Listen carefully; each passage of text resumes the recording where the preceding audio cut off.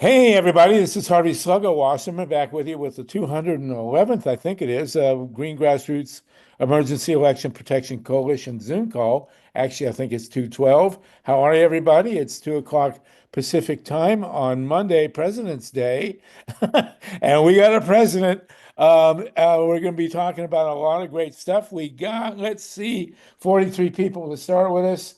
We're going to start with a poem from our poet laureate, Mimi German, and we're going to talk about saving Social Security, which is a topic on Medicare and Medicaid, which is going to be a biggie to fight with. And then we're going to talk about the attack on the nuclear plant at Chernobyl. And then we want you, everyone, except the moderators, because we are nonprofit, but everybody who wants, we'd like you to nominate someone that you think should start for running for president right now. We think it's a good time maybe to start the campaign for 2028. And what we, as Mark Twain said, if the good Lord had wanted us to have elections, he would have given us candidates. So we need to have candidates out and about now. So if you've got someone you think you want to nominate for president of the United States to run getting towards 2028, please chime in. Also going to talk, I Oh, know this. Sluggo, real quick, we need that disclaimer. We are a non-partisan, nonprofit coalition. We will not endorse or support any particular candidate or campaign committee.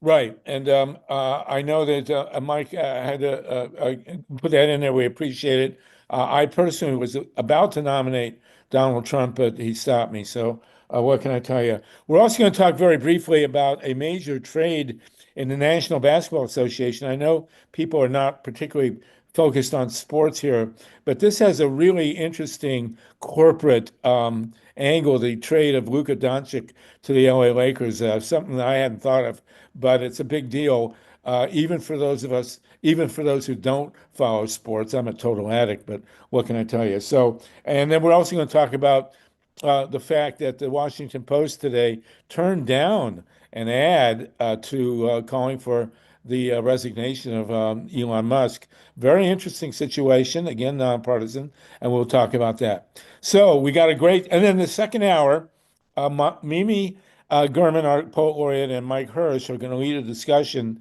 on the need for local organizing and community consciousness. Very, very interesting. And we hope you'll all stick with us for that. I see the great Carl Grossman is with us, who I'm sure will have some thoughts about the drone hit on Chernobyl, which when I read the headline, shivers went up my spine, as I'm sure they did for Carl too. So let's rock and roll here. Mimi, if you'll start with your poem, and then we'll get into Social Security and nuclear power. Okay, I am just pulling it up. Hi, everybody. Carl, I'm glad you're here today, and everyone else as well. So, like Harvey said, I'm going to be talking later with Mike about community, and I've been doing a deep dive recently into the women of Rojava, and I started to talk about this last week, and this poem has to do with that, which is why I'm bringing that up. So to just give context, it has to do with that. The revolution will be fought by women. Societies cannot be free if the women cannot be free. YPJ, Women's Protection Unit, Syria. In this revolution, there is blood and the language of ripe peaches. Let us liberate the seed from its fruit, grow an orchard full, an earthly paradise, abundantly sweet in our wild groves of freedom. At the tables in the square, once lined with lemons and oranges, we prepare now to sow our own cosmos, where women give birth to each other, the essence of existence. Oh, mothers of devotion, hands that bear life, wring from the cloth of revolutionaries, the breath and blood of your children. There on the front lines, drapes of freedom cling, the color of sudden sun. Pour the blood-stained waters to the eucalyptus tree. Water her roots with nightingales. In each leaf, a heartbeat stronger than the wind. The air will scent with song. Inside the poem, another poem. For the disciple of love, a dead tree never dies. Thank you. Thank you, Mimi. Thank you so much. I appreciate it. We all appreciate it. We got 81 people with us, and later in the second hour, you and Mike are going to talk more about. Can you tell us about this community in Syria very quickly, in case people don't know what you were talking about in terms of that group? Yeah, what I'm speaking about specifically is called the YPJ, and it's in northern Syria, and it's a group of, it's basically a guerrilla militia that has fought ISIS since 2005, if not before that. And they fight a lot. It's all women, and they are self-taught, and they have taught other soldiers how to fight back ISIS. And they've been incredibly successful with no government support because the government has been Assad, and Assad is a fascist, and Assad is no longer there. But the nutshell of all of this is that women have been fighting for the freedom of women, for the end of patriarchy, and creating a new society, a society based on the teachings of a leader who also believes in taking down the patriarchy so that women can be free. And in northern Syria, these women have done an incredible job building community. And that's something that Mike and I want to bring forward and talk with you all about, and hope to spread this in communities around America. Wonderful. Thank you. And I want to mention we're joined by Ken Gale. Ken is going to actually sip in. I hope, Ken, you'll do this and talk to us about Eco Radio and Eco Logic. You're on WBAI Pacifica in New York, and we're trying to build an eco-based radio network, which will interface with Pacifica. So, Ken, if you can, when we get through the first hour here, we'll have you on, please, to talk about building the Eco Broadcast Network. Okay, thank you so much. Mike, you now have brought us, we want to talk about Social Security, Medicare, Medicaid, how to protect it. Ken, we will unmute you when the time comes. I'm going to mute you now, actually. You can say hi. But Mike Hersh, do you want to introduce our guest and open up the discussion on protecting the three biggies, Social Security, Medicare, and Medicaid? Absolutely. I'm so glad that Professor Eric Kingston can join us today.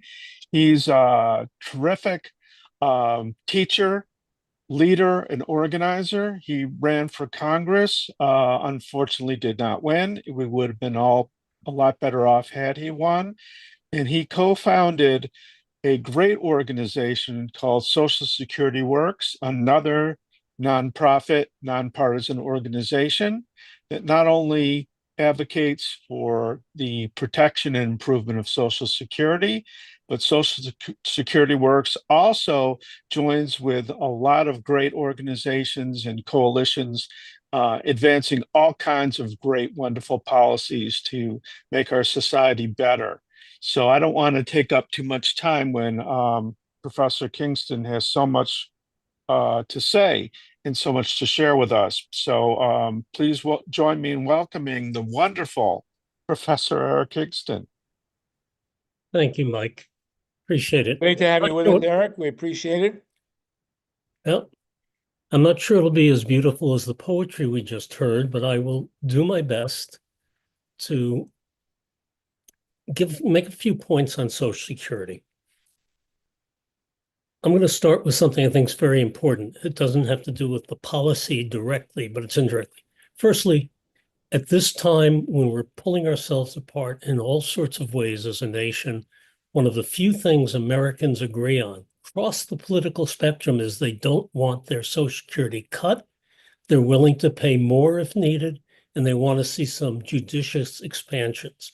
Recent survey gives us that number, 92% roughly across those groups.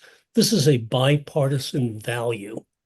And the other piece I'll start with is, I don't think this will surprise anyone on this call, but Trump is no friend of Social Security's. I know you're shocked. He's no friend of a lot. And guess what? Neither is Musk, but behind all the baloney of Trump is a desire to destroy the system. Social Security, Medicare, Medicaid, the Affordable Care Act, core services that protect Americans and that we all benefit from in a variety of ways.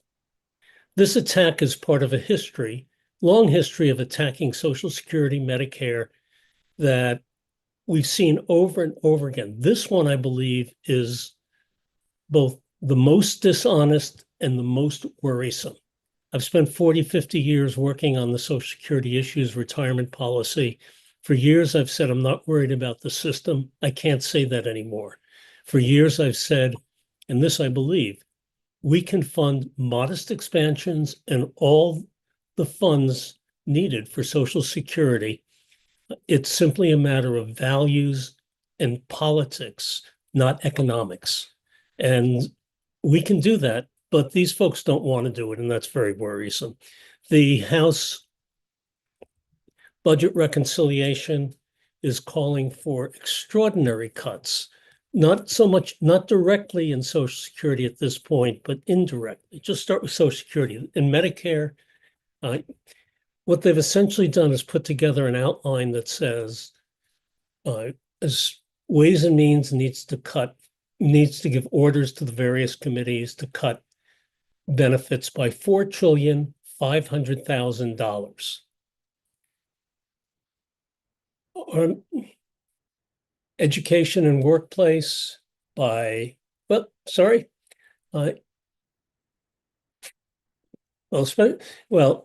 are cuts in there for food stamps as well. There are cuts in there, as you know, huge cuts for Medicaid, arguably almost dismantling the system. They're talking about things that they're going to put in will be very problematic, such as work requirements in Medicaid, changing the percentage that the federal government pays for the state Medicaid programs. Basically, bit by bit, they want to pull it apart. I'm sure they'll be talking about moving it from a federal program to a block grant approach. Can you hear me? Hello? Yeah, we can. Yeah, Okay, we I'm can. sorry. We're good. We're good. You just came back out. So there's a lot in Medicaid. There's a lot in Medicare. Let me just say something about Social Security first. One way to kill a program is to completely undermine its administration. Mr. Trump says he's not going to cut Social Security, but we know that's baloney. Even the last time he tried doing a real job on the disability program and was no friend of the programs. This time, we're looking at the kinds of cuts that are being put through in terms of staffing. Social Security has 41,000 employees. That's about 19,000 less than they had 25 years ago. We have many more older people. We have expectations, or we've been hearing from the so-called DOGE committee that, well, one thing they've done is eliminate employees who are on 1 or 2 year probations. Those are new employees who are being trained and are working at SSA. They've talked about not allowing telehealth, not allowing workers to work from home. They want them in the office. Concurrently, they also want to cut out a lot of the offices. They're exploring offices for which SSA has leases with landlords. They want to get rid of as much of that as possible. So they want people to come into the office, but they're going to have less and less space for people. And the pieces that are going to be cut are particularly, the access that will be cut will be particularly in lower income populations and many persons of color and many white folks who aren't very well off either. The DOGE effectively, if it went into effect, would destroy the administration. For years, Social Security has been a crown jewel for many of us. Roosevelt put the payroll contribution into it saying, I'm doing that because I don't want anyone to take, no damn politician can take away my Social Security. We're now looking at that as a possibility, not of nibbling it to death. The lies are extraordinary. Social Security does not contribute a single penny to the federal deficit. The money that comes out of Social Security is all paid in by us over our lifetimes and by other people. The proposed changes in administration, just want to bring, excuse me here. The hiring of Social Security at other agencies will be allowed to replace one person for every 4 people that are cut, perhaps. There'll be many, we can expect that many Social Security employees will leave. Some can't go from telehealth, telecommunication to the offices. Some are ready to retire, and this might be a gosh darn good time to retire from their point of view. The workforce is so well trained, and I go back to when I early got into this. Bob Ball was the commissioner from 1962 to 74. He was fired by Richard Nixon when he wouldn't put in Richard Nixon's name when the cost of living adjustments went out. Ball was he was a giant. One of the things he did is focus on public presence, public administration to the public. Social Security is a place where the rubber meets the road, and the government you see is how you're treated by Social Security, also the IRS. But Social Security workers are very well trained. Ball had worked on that grouping of SSA folks, put a lot of time into educating the workforce and developing a set of consumer-friendly attitudes and approaches. DOJ has access to all of our Social Security records, it would seem, our tax records. This is beyond normality. I think the piece I would say most importantly is we are at such a turning point that if we all don't get out and work hard, we're going to lose the basis of our government and the basis of these protections. I view this as certainly problematic to older people, but even more so to our children and grandchildren. Middle-aged workers, young workers, and children are the ones who are really going to lose by the kinds of massive cuts they're going to put into Social Security if they can. And I actually think we're going to stop them. But if they can, they would be massive, and especially for younger populations. What we have today is a retirement income crisis where 2/3 of Americans are not able to maintain their standard of living, even with their Social Security pension, any earnings they have. This is unable to maintain their standard of living in retirement at age 67, say, including their Social Security, their pensions, and all the equity from their homes, if they have equity. 2/3 will be unable to maintain that standard of living, the projections we have. That's the crisis. It's not financing. But right now, the bigger crisis, quite honestly, is the attempt to destroy all government, to undermine Medicaid, a program that's hugely important for children, but especially important too for older people with significant disabilities who need assistance at home or need assistance in nursing, assisted living or nursing facilities. This is heartless stuff. There's nothing nice about this. And there's nothing that's just like, basically they want to cut something like 4.6 trillion or actually more trillions of dollars out of services for the old, for children and education, for the public in terms of public health, destroy our public health system. And that's all in service to continuing the large tax cuts they enacted when Trump was in the first time, and then expanding them. So what we're doing is robbing people, especially middle and low income people, from lots of money to give them to millionaires who are billionaires who already have a huge amount of tax benefits coming through. Okay. Let me ask you a couple questions real Sure. quick. First of all, the DOGE, D-O-G-E, which I refer to, by the way, as the Department of Gender Equality. I'm not sure that's, I think that we should all adopt that. We do have with us 115 people, Eric, so you're speaking, and it's KINGSON, right? Actually, it's KINGSON, but everyone puts KINGSON. Okay, as long, well, I got that clear. When you say that DOGE is getting access to our Social Security data, does this mean it's going to a private organization? In other words, does Elon Musk, as head of DOGE, have access to our Social Security data as a private individual? Well, this should make you feel more comfortable. Yes, Elon Musk has access to that data.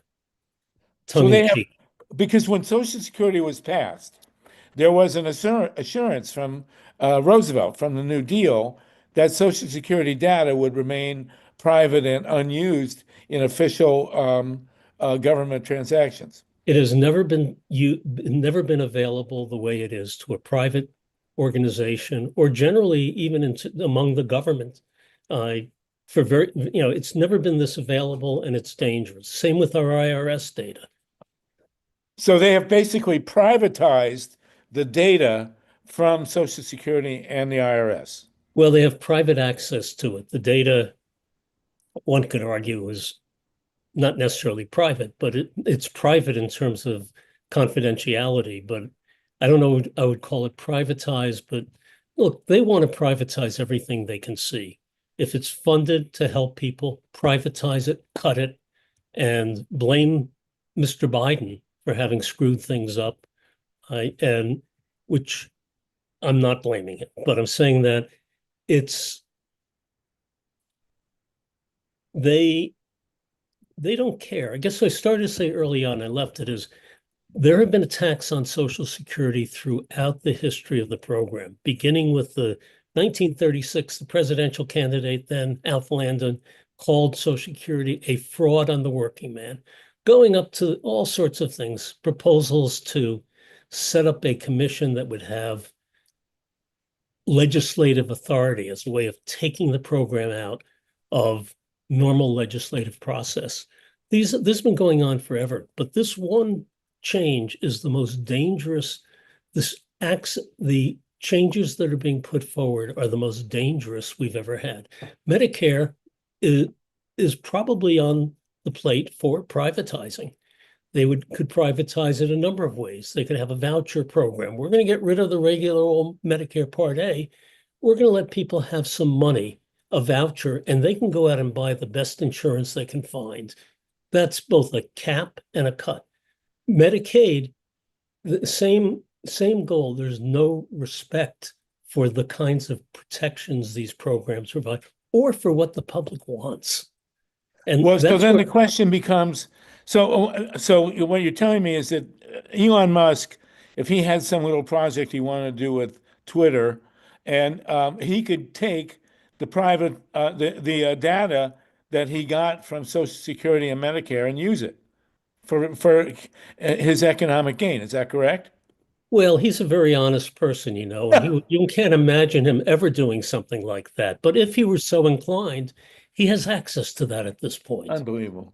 So basically, they privatize. We all know the financial value of data in this information-based economy. So he's basically inheriting trillions of dollars of assets here with access to this private data. Well, remember, they're not copying the data; they're just looking at it. Okay, so the second question is: you believe that? You believe in the tooth fairy too? Well, I actually do believe in the tooth fairy, but nonetheless, okay. having no teeth left. But the second question becomes, and then we'll go to other questions. What is the philosophical justification or the economic justification that they are using for these attacks? Oh, it used to be we can't afford it. It used to be, oh, it's a wonderful program. We love it, but we have to make some modest changes. Those modest changes were things like raising the age of eligibility for benefits, which is a 7% cut for each year you raise it. Changing the benefit formula so young people get, that's the old story. Right now, this is their head-on attack on the program. And one way to harm it deeply is to not fund Social Security employees, because the waiting times now are about an hour to get Social Security by telephone. And we're looking at the changes they're proposing. It'll probably go up to 2 hours. Social Security is funded by money we pay into the Social Security system through our payroll contributions. If I asked you how much you think Social Security expends on administration, I do this with my students, 10, 15, 30%. It's less than 1%. It's a 0.5% today. It has declined so much. It's critical that that service be expanded. But if you want to kill the programs, mess up the service that the American people get. If you want to build cynicism and argue for moving the country in remarkably problematic ways. But here's the one thing I want to, one thing before I end, and I'll go on forever. We can change this. The way you fight cuts to Social Security, Medicare, and Medicaid is to take it out to the people outside of Washington. We need to organize. We need to get the voices of people into Washington, absolutely outraged about this, because this is an outraging attack. If we only focus on Social Security, Medicare, and Medicaid, it's going on is outraging all the time.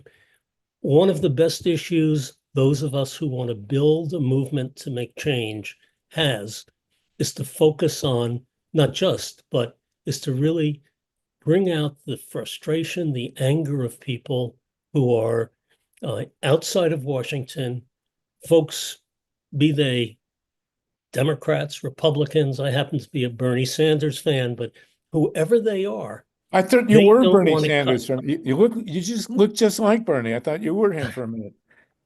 I was on. Bernie came up when I ran for Congress. Bernie came up and did a special event for me. Oh, you were twins separated at birth. So, but are you saying that what do the polls show among the MAGA constituency in terms of support for Medicare, Medicaid, and Social Security? The data I'm familiar with is broken down not by MAGA, but by Republican, Democrat, Independent, also by conservative, liberal. It's showing overwhelming support in all of those groups for not cutting it, for expending more money, even if it means a slight payroll tax contribution, but of course, expecting billionaires to make real contributions to the system, and for modest changes in benefits, such as guaranteeing the cost of living adjustment so that older people and people with disabilities have basically so it keeps up with the standard of living as people age. Right. Well, one of my favorite stories, and then we'll go to Carla Sand. By the way, we have 127 people. A lot of you are new, and I would love to be able to introduce you or say hello personally. But welcome to the GREEP calls. We're very glad to have you with us. One of my favorite calls was the Ayn Rand, A.Y.N. Rand, the horrible right-wing novelist who wrote Atlas Shrugged, was a huge opponent of Social Security and Medicare in the 60s. She just was relentlessly attacking them. And then she signed up. Mhm. And she got both Medicare and Social Security, Ayn Rand. Thank you very much. Yes. It was wonderful. I wonder, do you think that Elon Musk and Jeff Bezos have signed up for Medicare and Social Security? Well, let me say something. Dwight D. Eisenhower, president in the 1950s to early 1960, Eisenhower, who was not a liberal. He did some good things, but he certainly was not a liberal. He was a moderate conservative, Right. conservative on civil rights, whole bunch of things. Yet he wrote a letter to one of his brothers saying something like, if there's a politician who wants to cut Social Security, labor protections, farm benefits, etc., you would not hear from that political character or his or her party forever. Then he Right. goes, of course, there's a few people like H.L. Hunt, who's equivalent to, Right. there are a few people like H.L. Hunt who would like to would like to eliminate the programs, but they are very few and they are stupid. Well, Eisenhower actually really protected all the New Deal programs He when he did. was president. Well, Arthur It wasn't- Fleming was right there with him. Right. It wasn't until Ronald Reagan came along that anybody assaulted them. But now we have this. So, Eric Kingston, it's great to have you with us. Let's Great go to to be here. Thank you for having me. Carla Sand and then Margaret Villani, please. Carla, you're in Okay, Minnesota, I believe, right? okay, this is Carla over here in Minnesota. And I just first of all want to say that I'm age 86 and I've been on Social Security a long time. And I've been not so long on Medicare, so I'm very familiar with it. And I'm also very familiar with Medicaid, which has had many names over the years. But one of my question has to do with Medicaid when you said that they're thinking about adding the work requirement. Now, I think I remember back with Clinton and maybe even Wellstone, they had the same idea. And when I worked with the state of Minnesota, we used to get employees come in and work part-time who are on Medicaid to meet their work requirements. Whatever happened to that program? Did they find out that it doesn't work or what happened? Do you remember? I'm not But- familiar with that. I Okay. want to say thank you. Just a second. I want to say thank you to Social Security Works first because one of your staff people did come and speak to the PDA disability team, and we appreciate it very much. And I think he's coming again. We So now you appreciate that we appreciate that you're interested in gaining information and building momentum to protect these cuts. And I keep saying, not just for ourselves, those of us who are, say, over 70, but especially for our grandkids and children who are younger, because they really are in trouble in this world Yeah. and need these services, and the cuts will fall on them most heavily. Well, let me just say, when I was younger, my parents, who were healthy all their lives, in their last year of life, they both died at age 76. They ran up about $1 million worth of medical bills, and if it hadn't been for Medicare, and I wasn't even on Medicare, but if it hadn't been for Medicare, I could never have owned a home or put my kids through college if I had to pay my parents' medical bills. I think people miss that. There's a generational merging there of the benefit of Medicare that's absolutely essential. Thank you for that. Margaret, and I assume it's about 100 below in Minnesota, so stay warm, please. Pretty cold in Margaret, Syracuse, too. yeah, right. Margaret Villani, please. Margaret. Have this White House paper here on Doge, and it says that the purpose is to modernize federal technology and software to maximize government efficiency and productivity. Doesn't say anything about cutting actual programs. And then it talks about the teams, what a team is composed of. One lead, every agency has to have one Doge team lead, one engineer, one human resources specialist, and one attorney. There's no IT specialist, information specialist included in this, and there's no auditor included in this. So that kind of, raises red flags if they're going to try to redo the entire information system and they don't have an information specialist on the team. Also, as far as Medicare privatization, it's almost complete when you consider the Medicare Shared Savings Program and ACO REACH. And I'm concerned because I can't figure out which ACO REACHs are headed by private equity firms and Medicare Advantage companies. How do you figure that out? Eric, do you want to comment on that? Would you Thank you, Margaret. define ACL reach? Oh, it's the it's really, was it accountable care organizations for the realization of equity? Oh, they're going to have to Okay. change. Yeah, accountable care organization. Yeah, they will change all of this. Look, when they talk about efficiency, that's not the goal. Here that they want to take money out of your pocket and our families' pockets and our kids to put it in the pockets of billionaires. I guess there's that it's really that clear today, sadly. And there's a disrespect for truth, which is rampant. Some of us grew up in a time when we thought you do the right thing. Well, these guys, I guess Musk may have grown up. No, but Trump, same age as me. He didn't quite get the message of helping others. No, that seems a biological shortcoming. Ellen from Save Social Security and Medicare Now, and then we'll go to Mr. Coplin, I think. We have Oh, 20 people. Sluggo Danielle has been waiting for quite a while, and she's gonna flip her lid if she doesn't share her wisdom with us soon. Well, I had Ellen first and then Daniela. Go ahead. Ellen, Daniela, and then Robert, please. Hi. Yeah, my name's Ellen Gottlieb, and I'm the outreach director with Save Social Security and Medicare Now. We're a federal super PAC. We're in Florida. We're organizing events all over the place, raising funds for digital ads.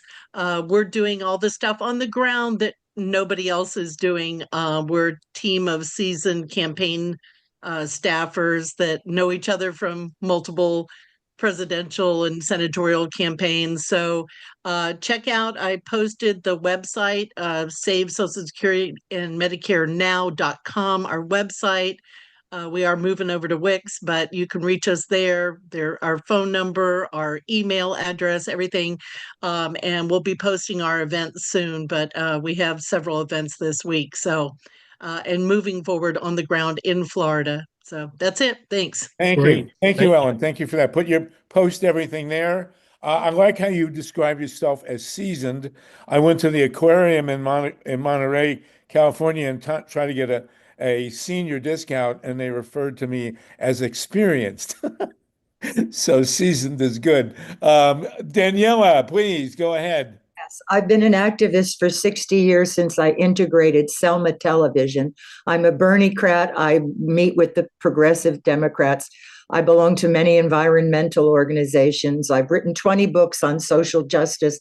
I'm telling you this because I really want to have ethos for what I'm about to say, which is extremely urgent, even beyond the horrors of what might happen to Social Security and Medicare. Imagine if Musk has all personal data of every Republican, Democrat, even Trump, even Vance, and he's a pal of Putin. He can give all of that personal data to Putin, whom he's been meeting with and talking with. He talks with all the Nazis in Europe.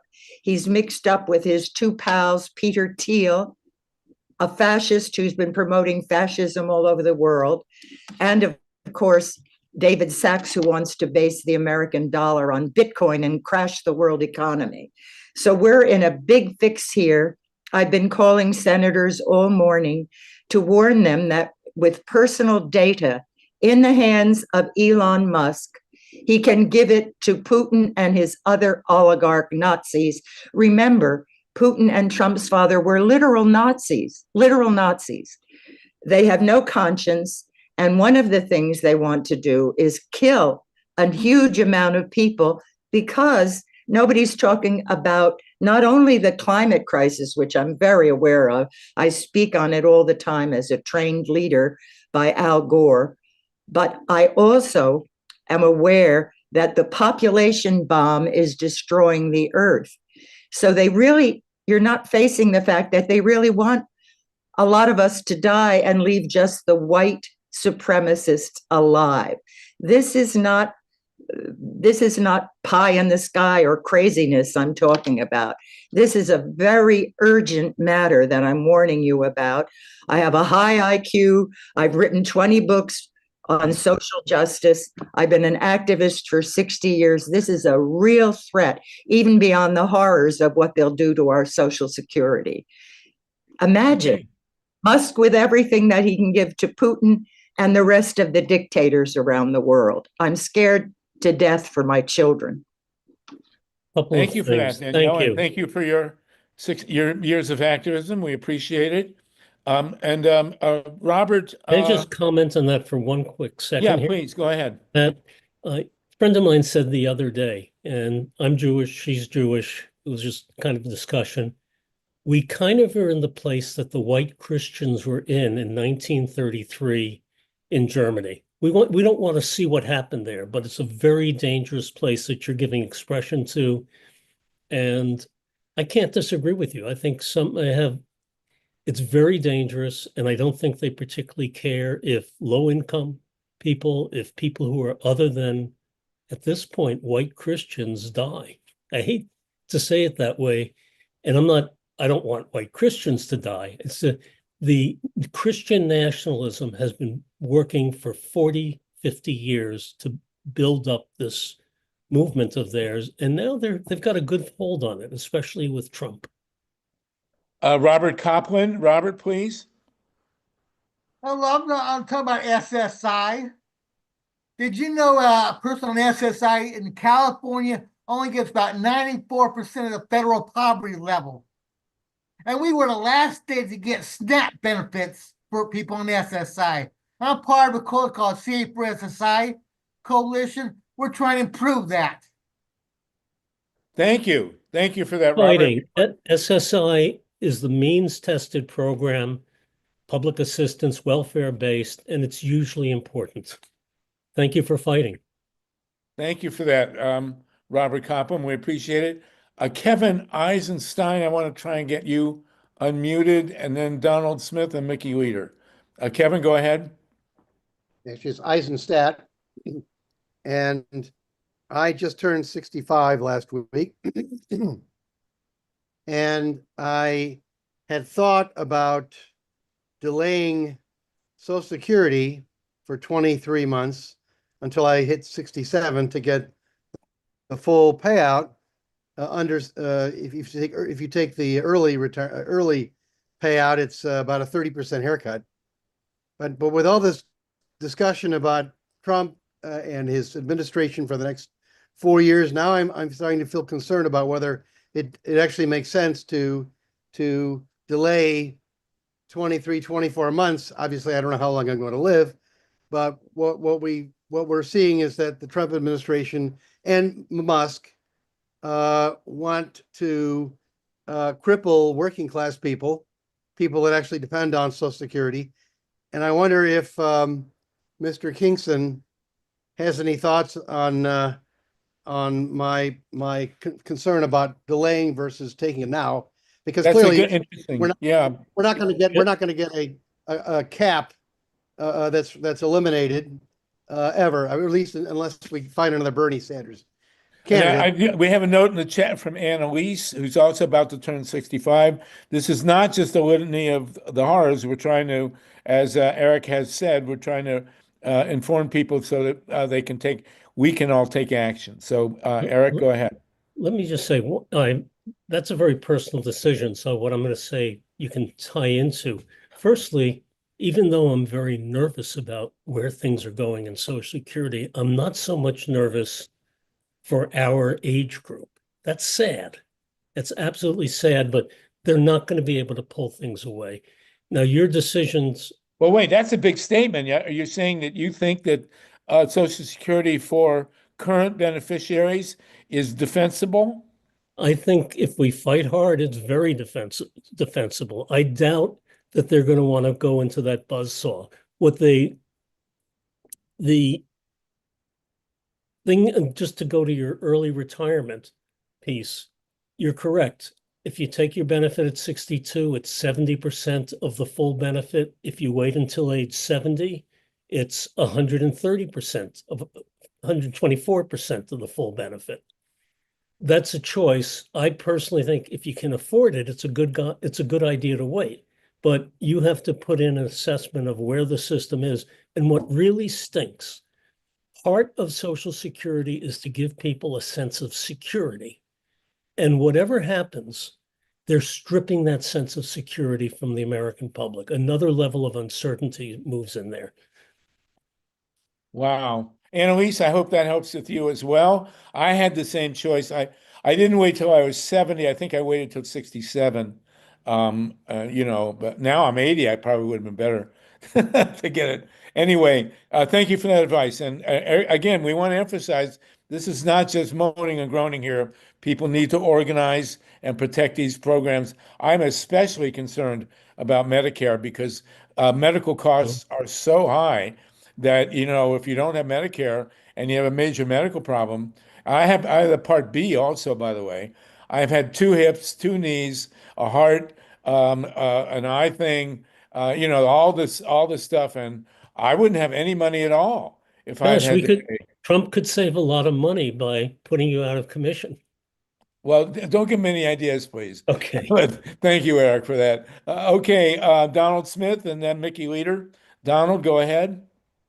Yeah, Sligo, I would not have guessed that you're 80. You look much Well, younger than I get confused because it's also my IQ, so I get the two mixed up. But go ahead. Okay, so I'm just saying that there needs to be, okay, if there's going to be a movement to push back against all the MAGA and Musk and Doge craziness, there needs to be a big, why aren't the Democrats doing this?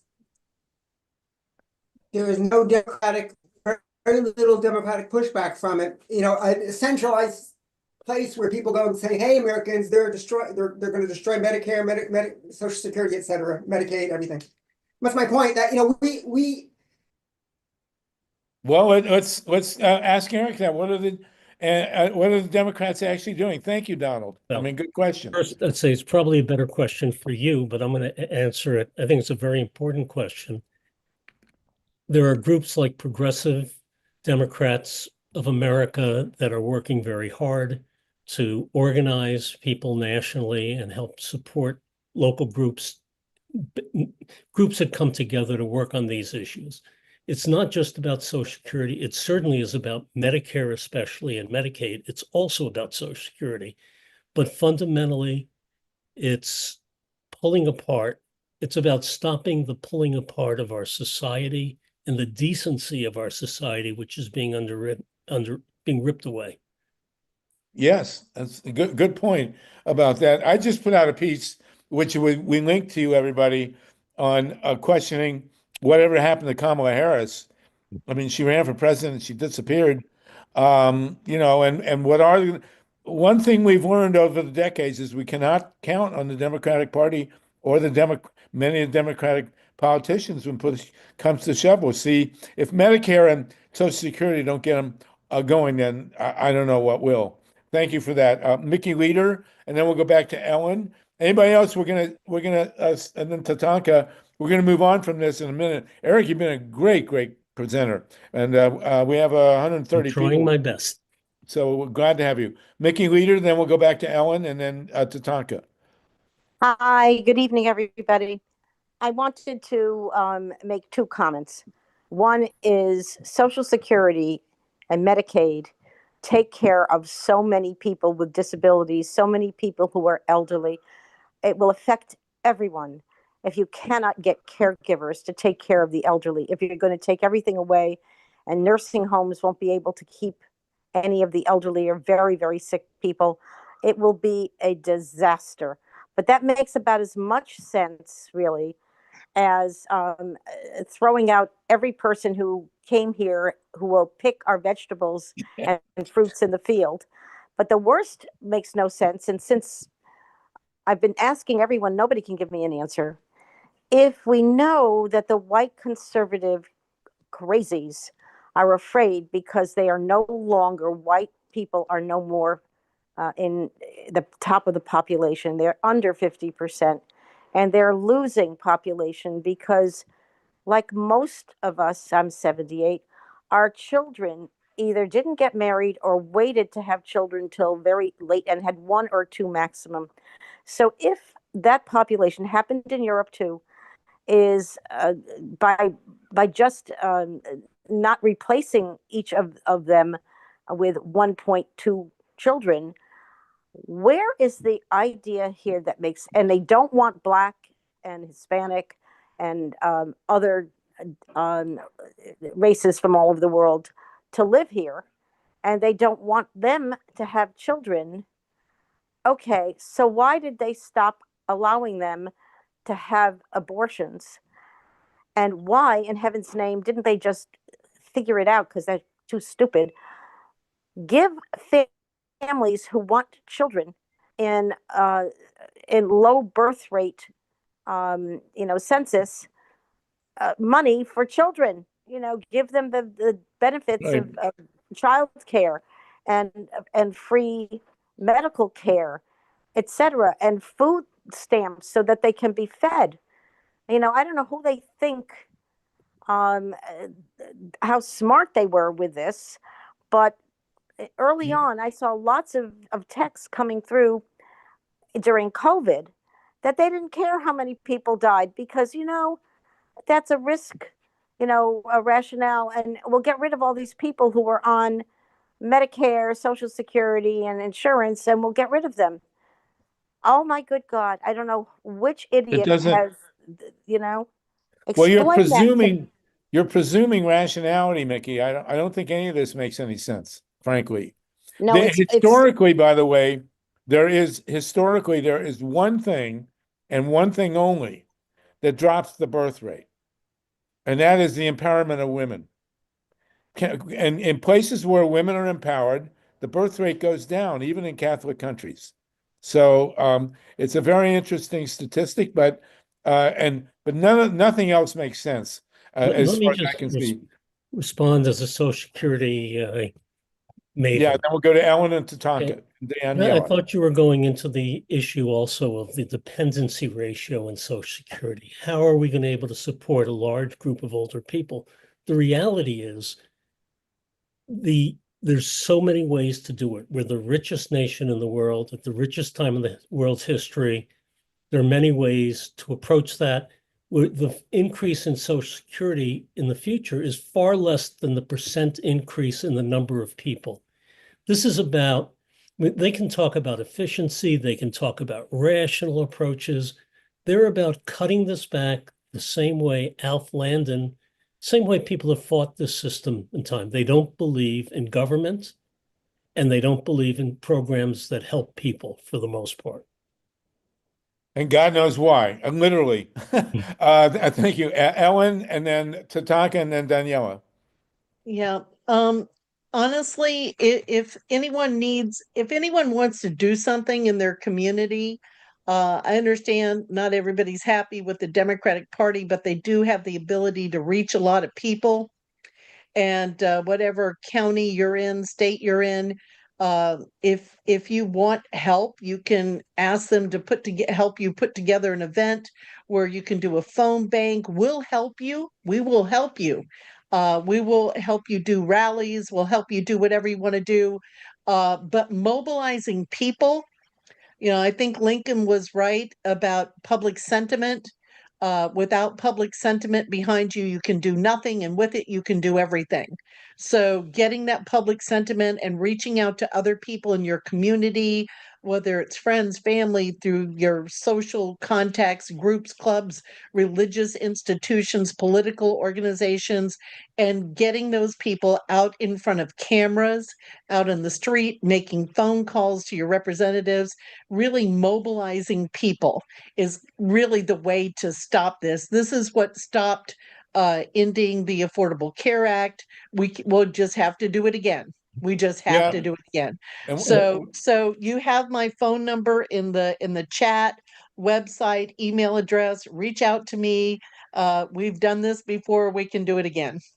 Well, I'm getting all these notes in the chat about rallies, Columbus, Ohio, New York, the Bay Area. So the rallies. going on all over the place. And it's a good sign. Thank you for that, Daniela. Tatanka, do you want to jump in here, Tatanka? Yeah, well, one of the many reasons why my choice for somebody to step into the presidency right now would be Jamie Raskin. Among other things, talking about the rule of law, he reminds us that progressives and their attorneys and liberals and others, but mainly headed by the progressives, have so many lawsuits going and they're winning virtually all of them. But of course, they need time because Trump and his minions, they outrun the law, they outrun, et cetera. So he's really stressing the grassroots organizing and getting people up into Congress to really let these, organizing to support the legislators that are doing the defense of the rule of law as part of the overall strategy. So we need a huge movement working on this. I also want to thank Daniela for straight talk because I believe that's what's happening. Thank you. Well, listen, we're going to go to Danielle, then we're going to move on. This has been almost an hour. We have this call people grow as we go along. We have 131 people. But Daniela, then Eric will give you a last word. But this has been a phenomenal discussion, and we will return to this topic. I want to say that I'm not disagreeing with what the last two speakers said. All of that is important. But I think I want to be positive and proactive now. And I want to tell you what I think is the most important thing we can do in this urgency.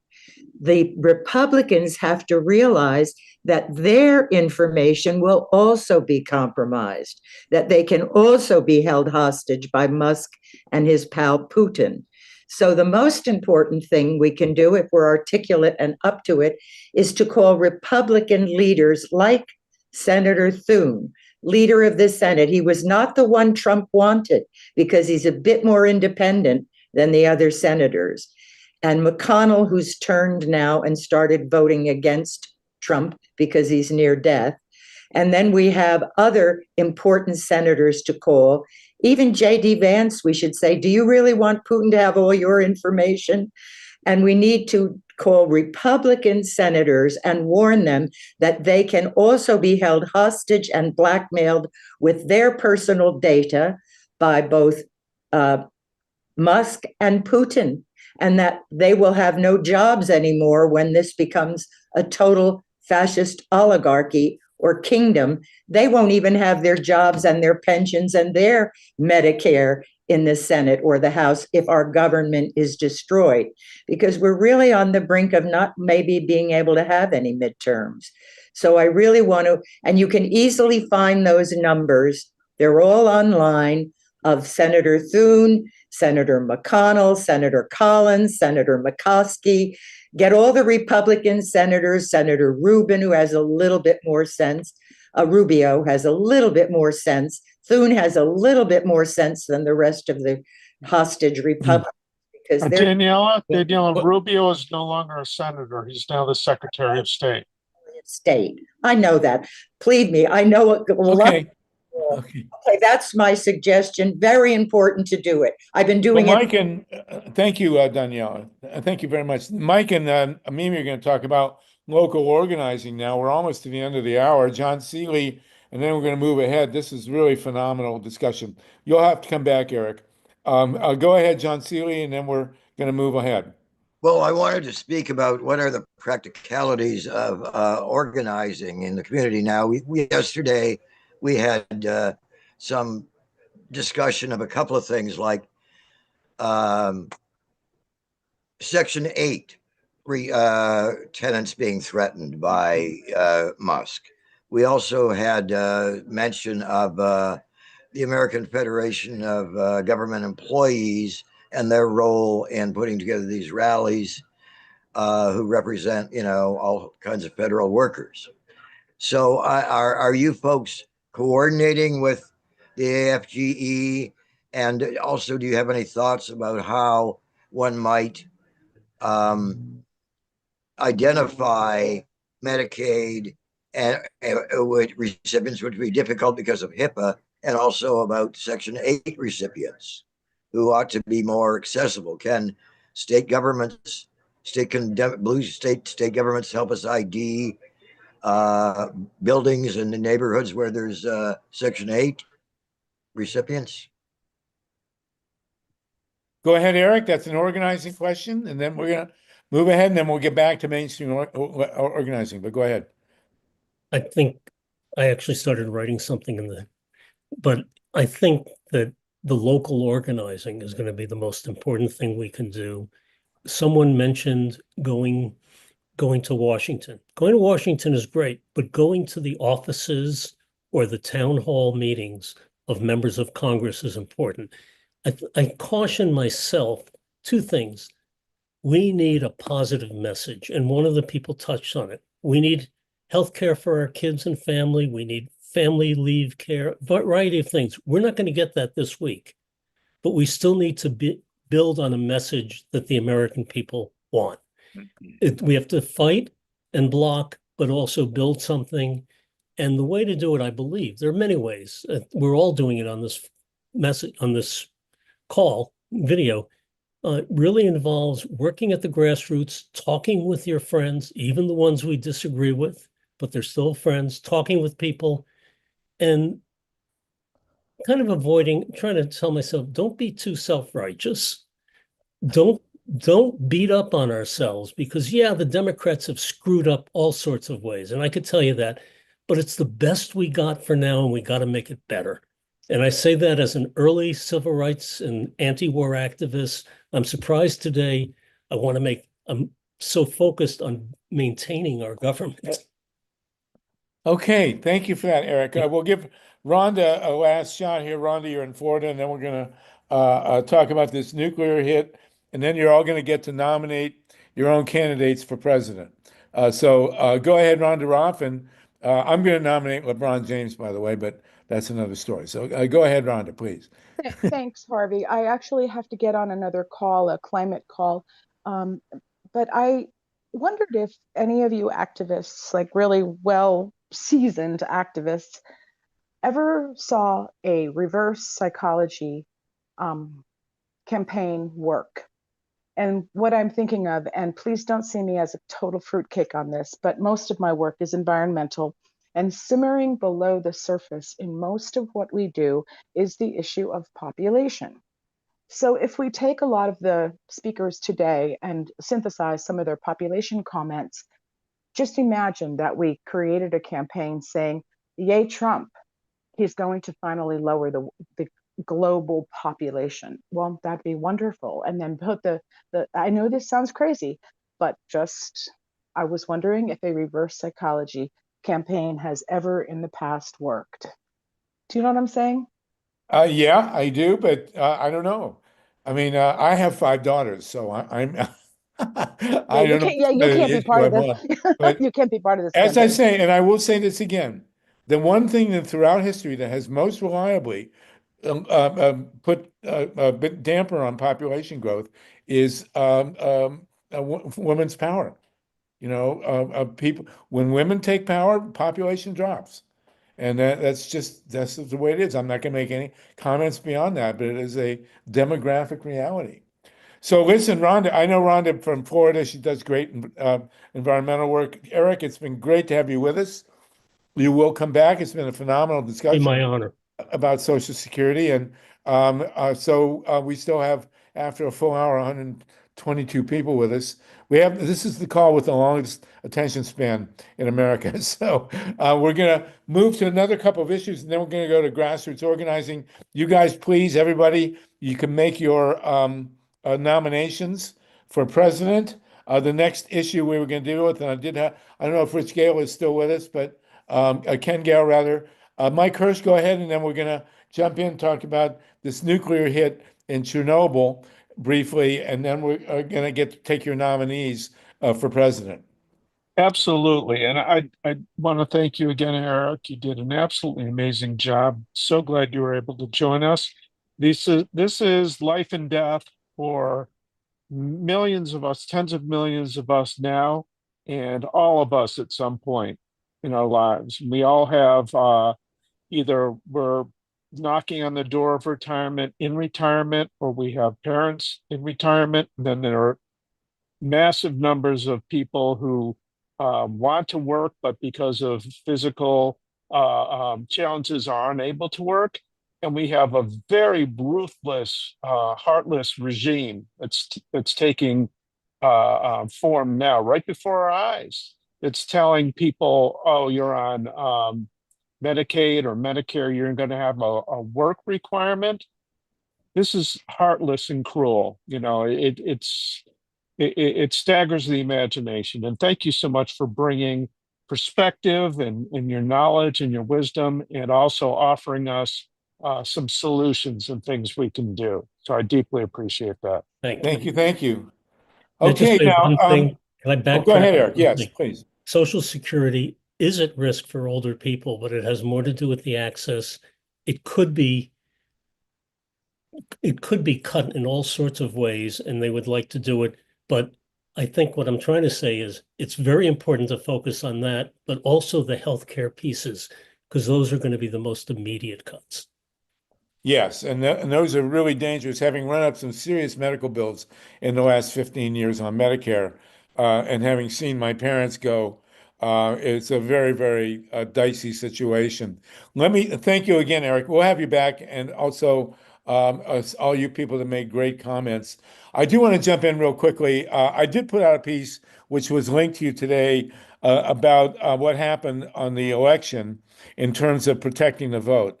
I took serious issue with with four Democrats, Al Gore, John Kerry, Hillary Clinton, and most lately, well, also Barack Obama for not paying attention in 2010, and then the most recent candidate. I mean, we do have issues with protecting the right to vote and to have those votes counted. It has to be dealt with. Kamala Harris as well just disappeared the day after the election. This is I'm very, very deeply disturbed with the lack of action from the Democratic Party in protecting people's right to vote. We did have Greg Palast on, who is the definitive authority on disenfranchisement, both in 2000 and in 24 years later, same old stuff. So please, people, if you want to look at the link to my piece, which is at freepress.org, please do. Also, I put up a piece a few days ago on the drone hit at Chernobyl. And when I saw that a military drone, had hit the sarcophagus at Chernobyl, I was petrified. I was at a conference in Kiev, or now Kyiv, in 1996, the 10th year. There it is. I mean, really, there's actual footage of the drone hitting the sarcophagus. Now, my immediate assumption was that the Russians had done it, and that was not. I put out a piece basically saying that this proves once again that nuclear power is not sustainable, can't be protected. The drone was a serious explosive drone. It did blow a hole in the sarcophagus. This is a $2 billion roof they put over Chernobyl Unit 4 to protect radiation releases, to stop radiation releases. This drone did poke a hole in the thing. Now, my initial, matter of fact, response was just to assume that the Russians had done it, but that was not the point. The point was that basically this shows once again how dangerous atomic power is and why it's completely unsustainable. But the law of unintended consequences, I got all sorts of feedback. Why am I blaming the Russians? I don't care. It's my instinct. I am not a fan of Putin. It was my instinct to say they did it, and that they were, at least they didn't hit a nuclear plant where they could blow it up. It seemed to me a demonstration hit, saying, look, you people think you're safe from nuclear war. A drone can hit any nuclear plant at any time and turn it into another Chernobyl or worse. So that was the point of the piece. But I got these long, detailed responses saying why they thought it was a false flag and that actually the Ukrainians did it to sabotage the peace talks. Okay, you can have that discussion. It's a whole other topic. The point of the piece was, look, nuclear power is vulnerable, and God help us if a drone hits the actual reactor and causes another catastrophe. So, Brian Blakey, I don't know, is this what you wanted to talk about, Brian, or did you have another topic? Well, maybe I should hold my comments until you get to the grassroots. Yes, please. You'll come in and we'll get that. Anybody want to comment about the nuclear issue? Well, let me just say this. Okay. I really appreciate the insight and the take that you just shared with us. Thank you. I appreciate that. And I'm glad you did. Mickey, and then we'll go to Brian. Where did Mr. Gale go? I just saw, oh, there you are. Let's call on you next because after Mickey, because you are an environmentalist and you're with BAI, and it's great to see you, by the way. You win the prize today, by the way, for best beard. So congratulations on that. Mickey, go ahead, and then we'll go to Mr. Gale. I know we haven't discussed our election integrity in any detail today, but I wanted to remind everybody that we have huge problems in all of our states because many of them use Dominion voting scanners, and many of them are being directed and lobbied to purchase the new ESS scanners, which can be, and Ray Lutz came up with those wonderful articles about they are definitely hackable. And so we have too many crises and urgent things that can throw us into an abyss, but we've got to really give that information out, and we're very time sensitive because if we don't get the legislatures to direct hand-marked ballots have to be used, we're going to end up, it doesn't matter how many billions we spend to try and get people elected, they're going to undo it. They need 15 minutes and a USB port to undo. And so, we're killing ourselves to try and do it. We're still operating in 1990s. And you just saw less than 30 days, Trump and Musk and the Muskrats have upended our whole system of government. So, right. Well, and also they have now all our Social Security and Medicare data. How is that going to play into the next election?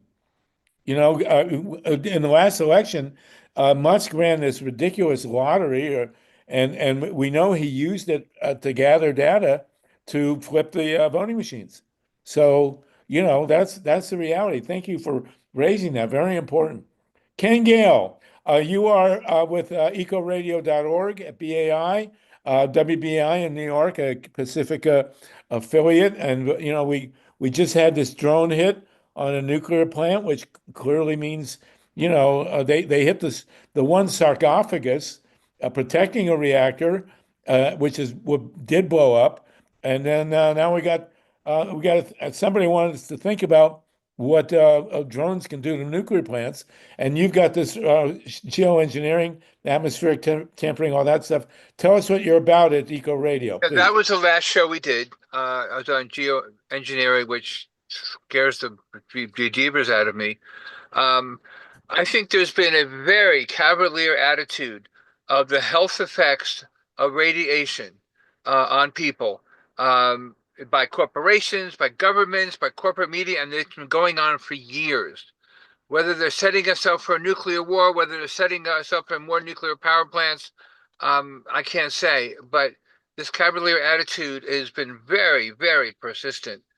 And I'm the author of Chernobyl on the Hudson also. And Ecologic, we have a collective, and two of the collective members are on every week with me, and they're also on this call, Donna Stein and Sally Gellert. And couldn't do the show without them. Their addition has made the show better. And can people get the show online? Do you have? Oh yeah, everything on WBAI FM is live streamed, so they can get every show.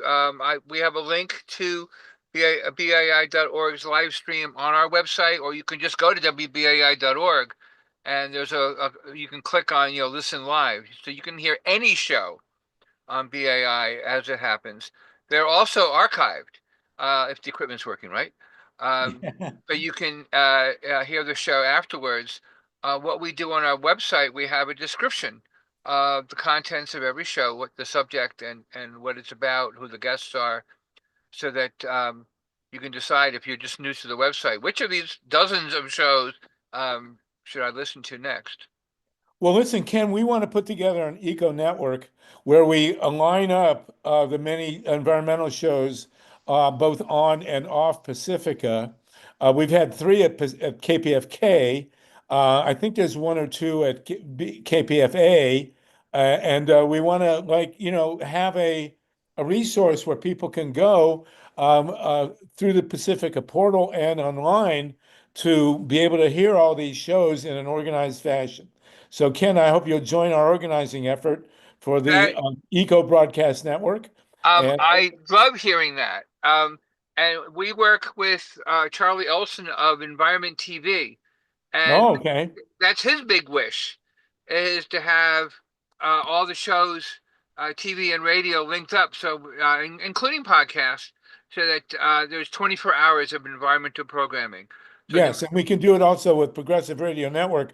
These podcast gatherings, I like to call them, are rebroadcast to Thursday night in New York on Gary Knowles' PRN network. So that's part of the play as well. Marjorie, let me unmute you here. And you said you got two other people with you, Ken, from the show. If they want to show up, that's great. I'm trying to unmute you, Marjorie. Golly. Okay, There we thank go. you. Go I ahead, just Marjorie. wanted to say that they're bringing more plutonium into Livermore, and they're not making it so that there's a public hearing where everyone can go and speak. They just had a little online thing out there, but they're not giving the people in the area, good opportunity to know about this. It's this part of this making all these new plutonium pits for the new whole stage of nuclear weapons. It's all a part of the same old, and it's just people need to be aware. And Marjorie, who is doing that? Well, the Department of Defense and Energy is bringing it into Livermore labs and stuff to do actual work there, and they just laid this on us just a week or two ago. That they're adding that to the work that they're doing on the Sentinel out there, which is to replace the missiles. So anyway, this is all going on. They have enough money for this kind of thing, but not for And plutonium is made by nuclear power plants.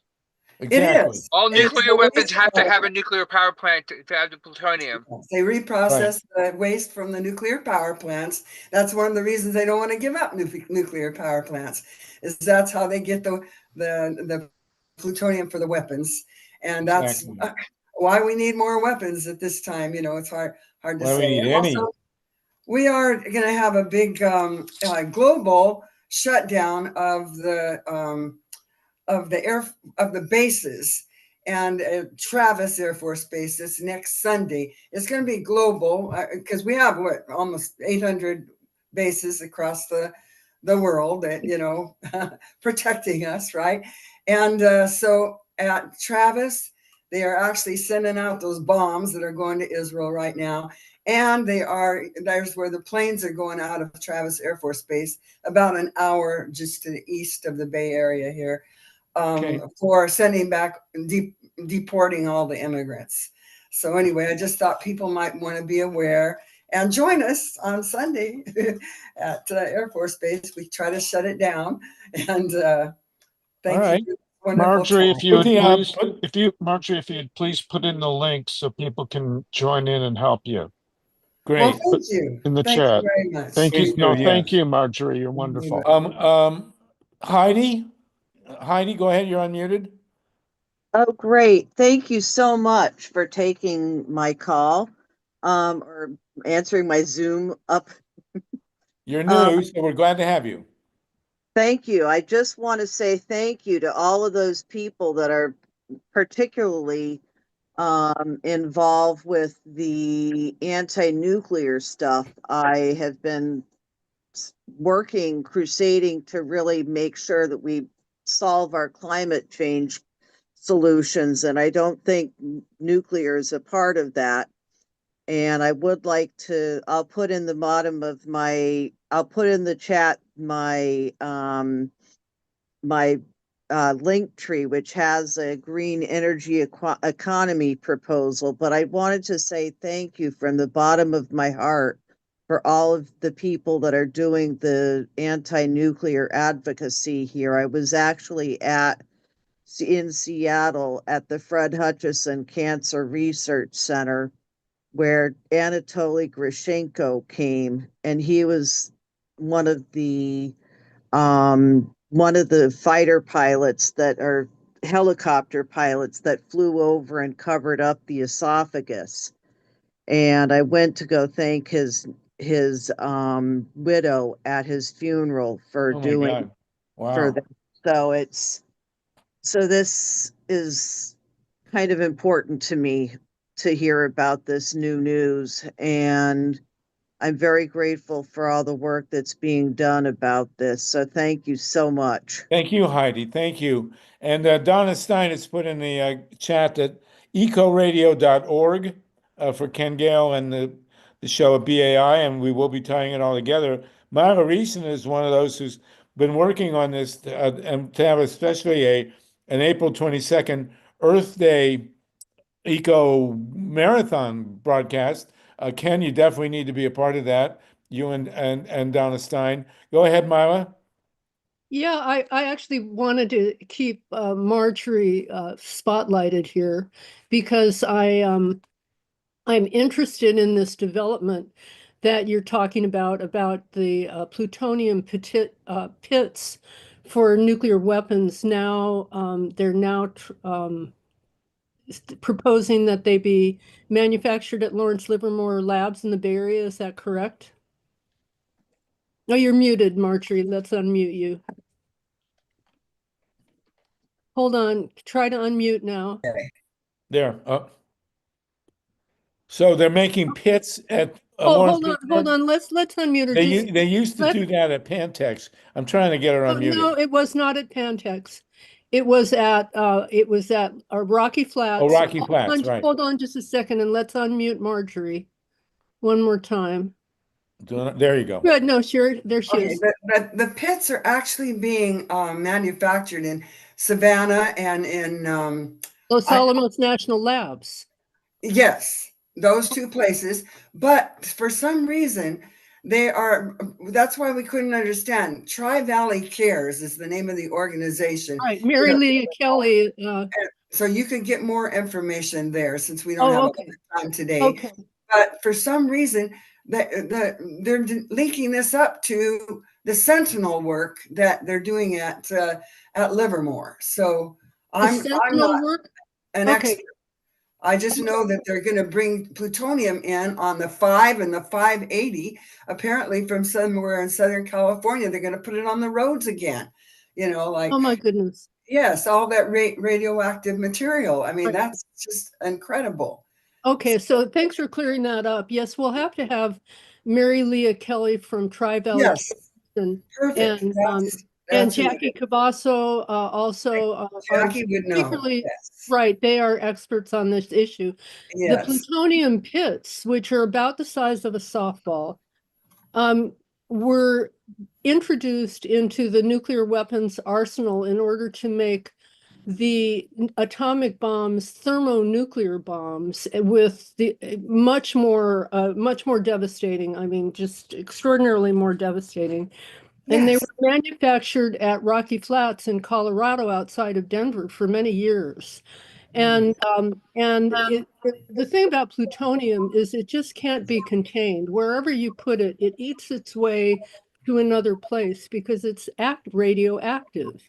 And over the years, the plutonium that would escape from the glove boxes at Rocky Flats, where they were manufacturing the plutonium pits, and the plutonium managed to get its way into the ventilation system, and there were horrible fires that spread plutonium all over the greater Denver area. And there was a public health official, I believe his name was Johnson at the time. Carl Johnston.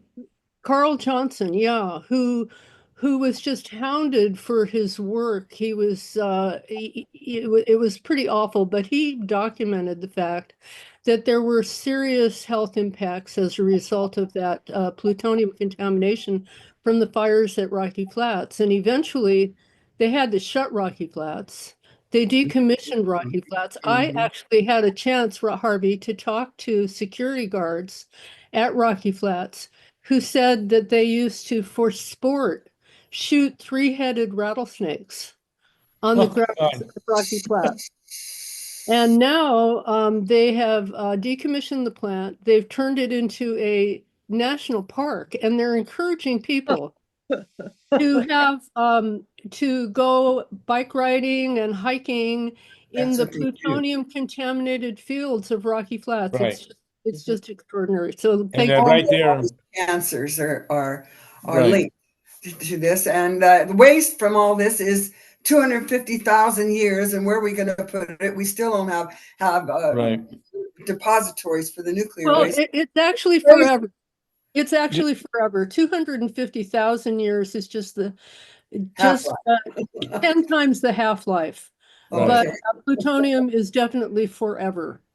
One Thank you. thing So we wanted thank you to so do. much, everybody. I just want to remind everybody that Mimi German and I are waiting to provide a way to solve a lot of these problems. Right. And thank you so much for highlighting once again the horrendous threat that we're seeing from nuclear power, which I call radioactive power, and then the city-killing weaponry. I do want to throw in one thing, Mike. We're going to get to you in a second, and Mimi, we admire your patience. I did promise people they could nominate for president. If you want to put in the chat, but we'll go very quickly to take nominations next. I do want to mention that one thing that we demand of Robert Kennedy when he becomes whatever Secretary of Health is that they do a national survey at all the nuclear plants to look into the effects of radiation, the health effects. Robert Kennedy's uncle, Ted Kennedy, many decades ago, asked for a national epidemiological study of the health effects of radiation around the atomic reactors. It never happened. So Robert Kennedy, I've informed someone who works with him that that's what we're expecting. Let's hope it happens. Ken Gale, I hope you'll join our effort here to set up an environmental network. And please email me and Mila. We're both working on it. I'm going to skip over now real quick. We have Mickey, Mike, Robert, and Daniela, and Barbara Wimsatt. Let me call on Barbara Wimsatt. Then we're going to go. We're going to conduct our nominations real quick, and then we'll go to Mike and Mimi for their discussion on grassroots organizing. Okay, Barbara Wimsatt, go ahead, please. So two things. One is also worrying about the power plant. You got to speak up, Barbara. I said one other thing is worrying about nuclear plants. Barbara can't hear you. Okay. Am I muted? No, you're good. But you speak directly into the mic and really talk loud. Yeah, the mic is at the end, Barb, where the bulb was. Okay. Yeah. So one thing I was worried about is also nuclear power plants on the lakefront. Yep. 20% of the world's fresh water. The other thing I worry about is our foreign policy. The one decent thing that Trump did is to end the war and hopefully end the war in Ukraine, which could have been a nuclear threat. And, we really have to look at our foreign policy. We're getting a lot of noise from you, Barbara, but thank you. I think we got the message. Terrific and very Barbara, good thank points. you for that. Can you, when you call back again, can you get a little clarity on your mic? We had a hard time hearing you. Okay, very quickly, we're going to go with Mike and Mimi. I just want to do a quick round here. If you can take 60 seconds, nominate. We are not going to do that. The hosts are not going to nominate people. But if you can nominate who you think should start to run for president, we'll give you 60 seconds, and then we'll move ahead. I know, Daniela, you had a hand real quick. Did you want to nominate someone? Me unmute. Am I unmuted? Yes. Governor Beshears of Kentucky could win, though I'd much rather have a woman. like AOC, she could never win, or even Elizabeth Warren, but simply because I think Bashir's, if he could, he would run and be the most likely to be able to win. He's very personable, clever, handsome, and he's a progressive like us in many ways. I very strongly agree with you on that. I think that he would have been a great candidate. Okay, I'm not allowed to, whatever, but I thought he was actually should have been a front runner for the Democratic nomination. The other guy like him, a governor of a southern state, would have been Roy Cooper. But thank you. That's quite brilliant. We appreciate that. Mickey Leader, do you have a 1-minute nomination for president? And Robert Coplin and Don McCann. Mickey, are you unmuted? Yes. Mute Mickey, Leader. Okay, Robert Coplin, we'll come back to Mickey. Robert, did you want to make a nomination for president? Our plants, we had one in Sacramento. We had to shut it down back in Robert, Oh, no, that's good. That's okay. Robert, we're going into a different direction now, but thanks, brother. If you Oh, have wait, a quick he mentioned Rancho Seco. We did shut Rancho Seco. It's surrounded by solar panels now, and it's the only nuclear plant I ever went into because it was shut. There you go. Okay. Don McCann, go ahead. Don. Yes, Rocana from California, and I put in the chat a link to his op-ed in the New York Times last week, and my response to his op-ed. He should be considered. I won't say that he is the one, but he should be in the list. Okay, and the reason we're doing this in part is that we want people to declare now, so that we don't, so that there's a focal point and people get the candidates he's going for. But Rocana, I know he's a great friend of PDA's. I think you know him, Mike, so maybe you can testify to Rocana. Kevin EISENSTADT. Kevin, did you want to nominate somebody for president? Yeah, I think Governor Tim Walz would have been a fantastic candidate as president if he hadn't been held back by Joe Biden and his consultants. He'd be my vote by a long shot. Okay, very good. I mean, look Mickey what he's done. Mickey, are you there? Hi. Can you Yeah, hear yeah, me? good. Oh, we're having I'm trouble. unmuted. Can you hear me? Yes, we can, Go Mickey. ahead. All right. I can hear you guys, and I wasn't sure you could hear me. Okay. On the point of nuclear power plants, a couple of weeks ago, I don't remember which PDA meeting, but they all were talking about Gavin Newsom supporting the reopening of the nuclear power plant. I believe it was in Arizona. No, it's at Diablo Canyon. Mickey, we've been all over that, and you're absolutely right. Gavin Newsom. I just wanted to bring our connecting those dots, and why would he do that? That's so goddamn stupid. We've been all over it, Mickey. Okay. Thank you so much. We're trying to figure that out ourselves. If you can give us an answer, that would be great. Thank you for that, Mickey. Thank you. David Antos. Oh, wait, I got to unmute you here. I am going to break the rule. By the way, I am going to nominate LeBron James. He's not part of any tickets, Democrat or Republican, so it's nonpartisan. But any guy that can score 42 points at the age of 40, he's my guy. So there you go. Okay, David Antos. I've got two people. Delia Ramirez is my U.S. representative in Chicago. She's great. She's very responsive. She's a wonderful progressive. And for 10 years from now, Nabila Syed is a state representative from the 51st District in Illinois and is simply the most impressive political person I have ever met or have ever known anything about even. But the problem is she's 25 years old. So in 10 years, remember the name, Nabila Syed, Nabeela Syed, Syed. Thank you.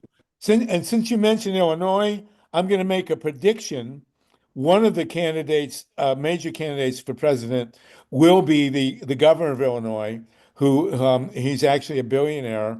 What's his name? Does anybody remember his name? He's just Pritzker. Pritzker, yes. Pritzker. He just had a press conference to rename Lake Michigan Lake Illinois, and to predict that Illinois was going to take over Green Bay. I thought anybody with that kind of sense of humor is going to wind up being a presidential candidate. I'm not endorsing him. I'm predicting Brian Blakely, and then Barbara Harrison, Lynn Feinerman, and then Mila. So for me, What? my Just number one, go, brother. my number one choice is Jamie Raskin, Ah. and I like the nomination of the governor of Kentucky as Yes, well. Andy Brashears. Yes. Okay, thank you much. Barbara Harrison, Lynn Fireman, and Mila Reason. Barbara? Oh, you're not muted. There, you're unmuted. Yes, go. I was wondering if I could get more information about your environmental network.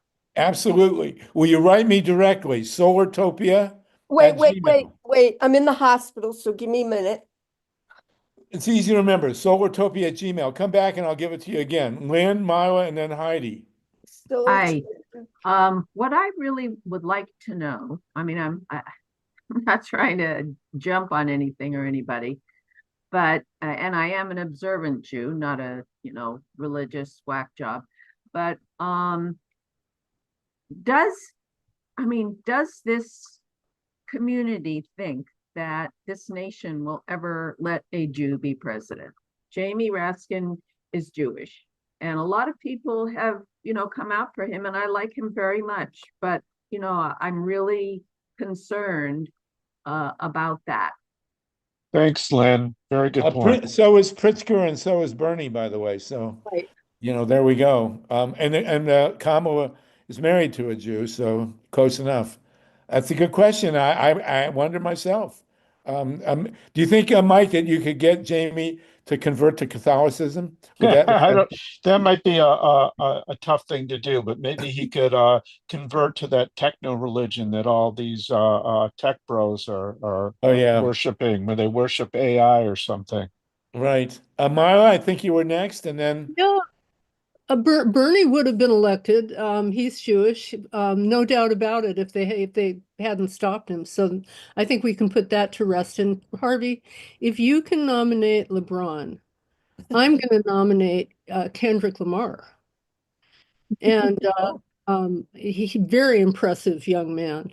And also AOC and Jamie Raskin, absolutely. Well, if Kendrick Lamar runs, should he have Taylor Swift as his running mate?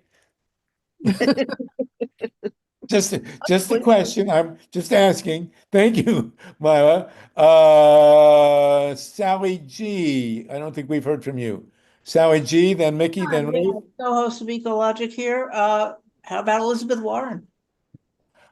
She's been mentioned, absolutely. But the point is, these people have to start their campaigns now. Sure, absolutely. We saw what Trump did last time. Start right away and don't stop. There you go. He's never stopped. Mickey Leader, Ruth Strauss, and then Heidi. And then we're going to turn it over to Mike and Mimi. Ruth? It's Mickey. Mickey. I'm sorry, then Ruth. No. Okay. Hi, are you there? Yeah. Okay. Go right ahead, Mickey. Thank you. You're welcome. I just wanted, I'm going to be a never-ending bell tolling. Get all these people that you bring wonderful guests and information onto podcasts with Midas. They've got millions that listen to them.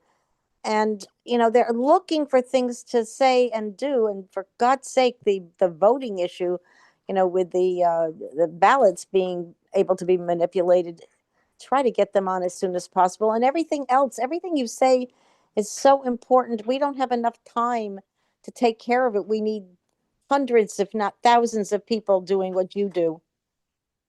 Thank you. Real quick, Sluggo. Thank you, Mickey. Mickey suggests that we get on these different YouTube channels and various other outlets. Sluggo, are you willing to go on these channels if they all have us? Yeah, sure. Why not? Who else? Who are you asking? Yeah, Sluggo. So Sluggo. Him. Yeah, absolutely. That guy. Well, you know, all our Anybody, shows are not they're not copywritten. So any YouTuber can take parts of our shows and share them. I mean, we've done 200 shows. I'm sure they can find something in them they can share. Steve, So you're Creative absolutely Commons right. license is free. They can take whatever they want instead of the standard YouTube license. And this is what I've been trying to A push thousand across all the percent. networks and get everybody to do That's in right. YouTube so we can share all our knowledge together as part of the Echo Broadcast Network. Thank you. And the key thing here is don't suggest to us that we get on these shows. We'd love to, but it's not up to us. Tell the shows that you watch that they need to either cover what we've done, like Steve says, or invite us on. We can't invite ourselves on. So please don't, expect us to be able to make that happen. We've got to, put the pressure on these bigger shows to incorporate what we're doing. Love the idea. It's just that you're asking the wrong people. You got to I ask the right watch it a people. lot. I watch it a lot, and they keep saying, if you want to give us your information, we'd love to have you. And if you know people, let us know about them. Well, And Mickey, that's just what I'm saying. Let them know about us. Does that make sense? yes, but there are other Okay. people who, on this call, who might also be listening. They should do the same thing. One What should win. 100%. That's why it's such a great idea, but just do it in a way that it will actually work. And that's all I'm saying. So thank you for bringing that up. It's a great suggestion. Thank you, Stephen, for explaining that we have a wealth of information that anybody can use. It's a Creative Commons license. So again, Okay. thanks that. And so what Mickey is nominating is more people getting on podcasts for president. And I think that'd be great. Great. Okay, we got two doctors, and then we're gonna go to Heidi, and then Mike. We can jump to your and Mimi and the grassroots. We'll have about 20 minutes left. Ruth, Dr. Ruth, and then Dr. Nancy. That's a paradox. Okay. I am seconding on Jamie Raskin. He has been politically wonderful for years. He's a constitutional lawyer, which clearly our Constitution is being, shredded right now. And on top of that, being, a wonderful person, he has a wife who is an economic whiz and probably should have been, nominated to head some federal agency, but was passed over with the Biden administration. But she's brilliant. And quite honestly, I have a soft heart here about the fact that he tragically lost his son. And I think it would be a good place to fill a big hole. So thank you. Okay. Ruth, thank you for that. Dr. Nancy? I would put in for Jamie Raskin as well. For all the reasons, I think there are a lot of good suggestions, but my big issue is I really wish people would get off of this identity politics. I agree with Mila that Bernie proved that it doesn't really work. And the one good thing about Kamala is she didn't run on identity politics, but everyone else did. And I think that's one little thing that helped bring her down. And I think identity politics should be something of the past, and it shouldn't be an issue. I don't care what color, what sex they are. I want a good president. Well, that would be a change. Okay. John Hayes, you've not spoken, and then we'll go to Heidi. John Hayes? I already put it in the chat, but I think Jon Stewart could actually be a feasible candidate because he's very popular. He's funny. He's on our side. And yeah, he's a celebrity, and that's unfortunately what a lot of people go for. And Kyle Kalinske, who is a YouTuber I like a lot, he's the one who pointed him out as a choice. So I agree with him on that. And who does your cat support? What's that? Who does your cat support? Oh, my cat. He's supporting my shoulder right now. There you go. Oh, we're going I want to be a president. Very good. Great to have you with us. Heidi, go ahead, Heidi. Yeah, AOC, because she came out of Standing Rock and she really knows her it from Inola in terms of environmental issues. And I also like Jamie Raskin because I think he's got a really great heart, and I think he really knows his constitutional stuff. I would also like to bring in Ayanna Pressley. She's the congresswoman from uh, Massachusetts. Ayanna Pressley, yeah, she's like the Cambridge area. Okay. Well, I met her when she was a scheduler for John Kerry, and she was just had this phenomenal energy about her, even back then. And I could tell that she was going places. And I think that she really is taking the bull by the horns with a lot of the recent issues in terms of what she's been saying. And I think she would be somebody that needs to be watched. And I can't wait to vote for Amanda Gorman for her when she gets to run for president. Okay. All right, I think we've got the nominations. The point now is that everybody should contact these people that have been nominated and tell them to get going and declare now, because now is the time. And we can't, Trump never stopped running. And it's critical that we have some candidates who the media can go to at least talk about from another perspective. Thank you, everybody. We can do this again, and it's fun. Now we got Mimi German and Mike Hersh to take us into the realm of local organizing. Mimi, it's 3:45. We got 91 people still with us. It's all yours. Go for it. Okay, Mike, you still around? Hersh? He should be. You're still muted, Mike. I am still around. I There we unmuted go. myself There and we go. somebody Cool. helpfully remuted me, but Okay. and Dr. Cool. Nancy wants to say something about the plastic straw issue, so we'll get Oh, to her yeah. as well. And Donna Stein, I want to say hi to you. Welcome from WBAI. Good to see you. Okay, go ahead, Mike and Mimi. It's all yours now. We're gonna talk. You got to talk. Well, go ahead. Take care. Take over. Okay, we're just going to touch on this for a couple minutes because Mike and I would really like to keep going on this particular discussion maybe next week if that works out. And what we've been talking about is organizing in micro communities to give us all something that is incredibly tangible to do to get the word out about whatever it is that our micro community needs to be talking about, which might be different from somebody else's micro community. So how does this work?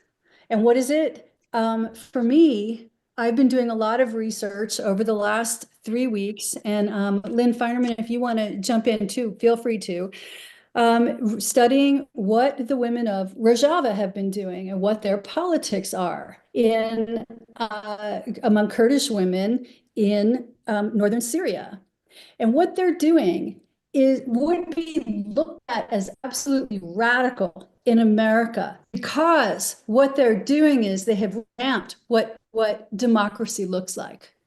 And what democracy looks like is the absolute end of patriarchy, where women are part of helping men to lose their patriarchal roots, where women are at the forefront of everything, including radical self-defense. And these are the same women who have been beating back for 20 years ISIS by not just by weapons, but by the weapon of education. And the very first thing that these women do is they bring whoever wants to come and be a part of what's called the YPJ, which are these women militants who fight ISIS for democracy for women in Syria and across the world. What they do first is do radical education. They teach each other history. How did we get here? How did Assad get here? How did women get here in a way that is so oppressed? Where did that come from? Because in order to know how to fix something, we have to know how we got there. So I've been doing this research on what they're talking about and what they're actually doing and saying, wait a minute, we need to get refocused here. We're so focused on memeing Trump and yelling and the chaos of it all, which I totally get. But we're not taking this as an opportunity to do something that is far more real and realistic and beneficial for our micro communities. What is that? For me, when I'm down in the desert, which is where I am now, my micro community are the 12 people that live down here. That's my community. A lot of those people are Trumpers. But all of these people, because we've gotten to know each other, all of these people need each other. So how do I work with the people down here to establish a trust among ourselves so that we can cohabitate in a way that is safe, that is garnering trust, that is honest, and that allows women to speak and be present. Now, if I'm in Portland, which is where I am part-time now, my micro community is my block, just my block. Like let's say there's 10 houses on my side of the street and 10 houses on the other side of the street, and that's one block. That's my micro community. It is not one house more than that. And what Mike and I have been talking about is putting together, and Lynn, I would love your help with this, is putting together a group of people where we create a system. It's a very simple system based on, a lot of it is to spread the word of what's going on in Rohava and what these women are doing to bring democracy to each of us so that we don't depend on some president to give us our freedom, to give us our democracy. We take what is rightfully ours with the power that we have as women to create. So Mike and I have already begun the discussion. I'm continuing the discussion here. We're going to keep discussing this on what does it mean. And Mike and I and whoever else is going to join us in this are literally going to put together a packet that can be emailed to anyone that has discussions from the women of Rohava to us for how they do what they do, what they educate each other about, so that we can see if perhaps those things are important to us as well. But also in the packet, how do we take care of each other? How do we help foster community in a micro fashion? Because it's doable in a micro fashion. I've been growing food for people we took out all of our grass. We grow food. And no matter where we are, we're growing food. And no matter where we are, we give that food to people who might need it. How do we help our one block do the same thing so that they aren't dependent on my house for their food? They can get less dependent upon a store because we help them figure out, for instance, how to grow their own food. And we're there digging that soil with them. These are just examples in a very, very short time frame that we have just for the end of this particular episode of the show. But that's what Mike and I have been talking about, and Lynn and I have been sort of just touching base with, because she has a direct investment with knowing what's going on in Rohava as well. And I'm telling you, it is inspiring. And what do we all need now? We need inspiration. Some of the things that Eric was talking about, it's Eric, right, who was on talking about Social Security? Yes. Yeah. One of the things he was saying is we need to get the word out. Well, how do I get the word out? I or you get the word out. What better way is there to get the word out on anything that is going on than in our micro community? And if we all start to create these micro communities and take responsibility for our space, meaning, let's say 20 houses or whatever it is, wherever you live, the importance of that is that those take place all over the place. Back to Rohava. How did Rohava secure itself as a village? And how did Kobani, another village in northern Syria, secure itself? They had micro groups of people who all learned their history and educated themselves about how to do these things. And on top of it, they literally blew out ISIS. So kudos for that. Okay, I'm done with my spiel. We're going to continue this. Lynn, go ahead. Thank you. Yeah, I'm really, I love Rojava, and I love Jinwar, which is the main village in Rojava. And Jinwar is composed of many, many women who left their system. They left the system that they were being oppressed by, mainly with a lot of religious jargon. And, you know, we look back on how much the present resident of the White House came down on Kamala. There's something wrong with Kamala. I don't know what it is, but there's something wrong with her. You know, this is precisely the way that you make a circus out of deep, especially white male, but male rejection of and response to women through religion. We're looking at the retaking of a kind of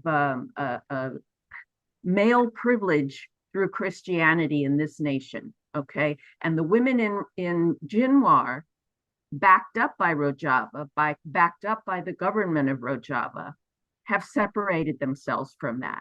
And what they are doing is precisely what Mimi has described. They are in tight circles that train them for everything and that try to help them to not militarize themselves, but to understand that they are capable of defending themselves and of spurning attacks, literal physical attacks. And they have done so any number of times. Mimi has also tuned into that. And for me, it's reminiscent of the kind of work that was being done when Jean Shinoda Bolen wrote her book, The Millionth Circle. And she focused on the use of small groups of women. You know, she wanted to do it through the UN, but, you know, was blocked there. So I would say, based on the inspiration of Rojava and of Jinwar, let's revisit that, because Jean's idea was, you know, that the millionth circle was like the 100th monkey.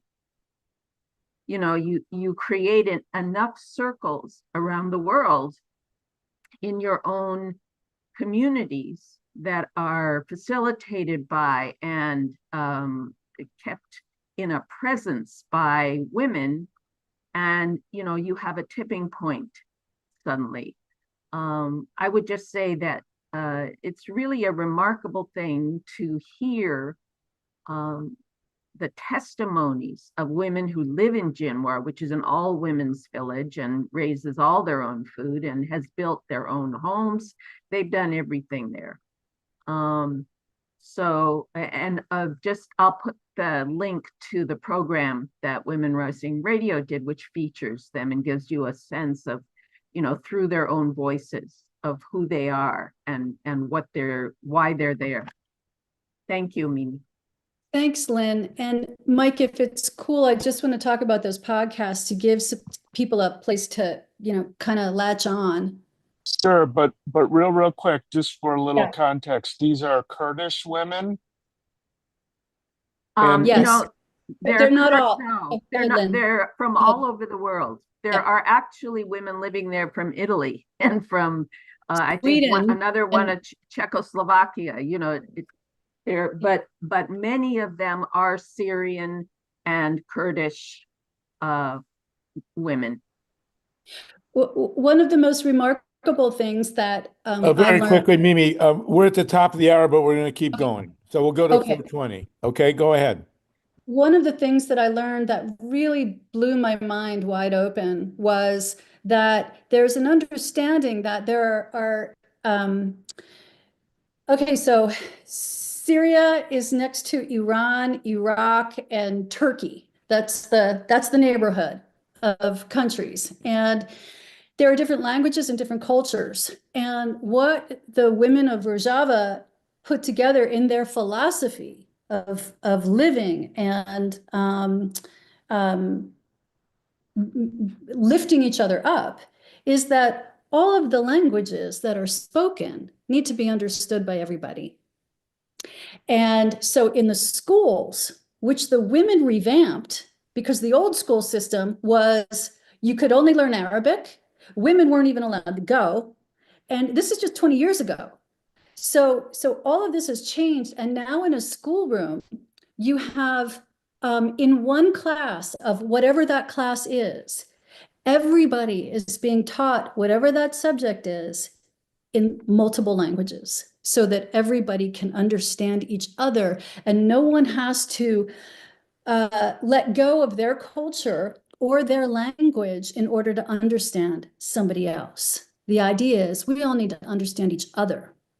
So that was incredibly illuminating. But one of the podcasts that I found to be most informative, this is how I got in, and I highly recommend this. It's called I'll post it in a second. The Women's War, and it's called The Women's War. And it is by Robert Evans, who I know. He is a war journalist, independent war journalist. I've met him numerous times in Portland when we were fighting fascists on the streets. He came up to be a part of that because he knew that that was going to be the hub in Portland, getting all of this fascism going, which is now in the White House. So Robert Evans did an 8-part series, and it's sort of he takes you with him. He heard about Rojava the same way that I heard about Rojava and said, wait a minute, this sounds incredible. I want to go. And he went and he spoke to the people. And so that's a great place to start. And Harvey, I see your message about, we'll end at 4:20. So this is the concept. We're going to be putting a packet together for everybody. We're going to put together question and answers that you probably will have. An education part of that, where you can go to learn more about this. We're going to have people from Rojava. That's one of the things we're working on, to speak to us directly as a recording so that we can put that in there.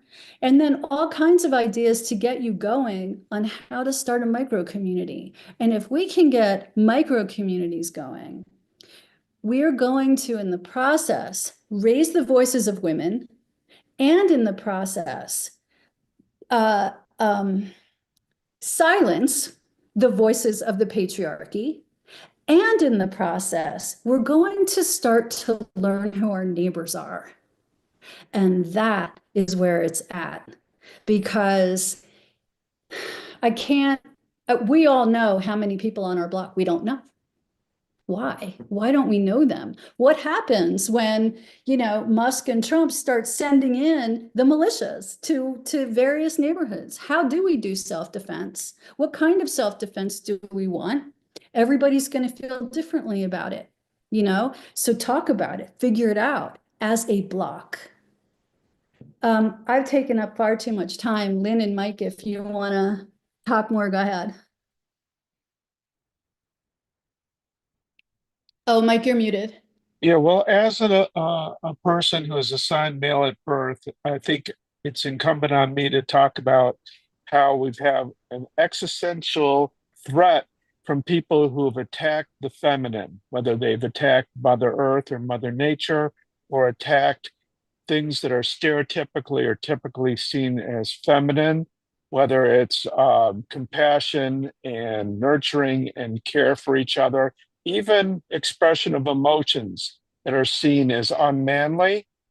The bullying, the whole rising manosphere and the crypto bros, and just this toxic, fragile masculinity and the ridiculous overcompensation and all these bizarre manifestations of cruelty as a sign of strength. Well, we all know that women are the strongest. Women are the ones who have to go through childbirth. Women are the ones who have to put up with everything.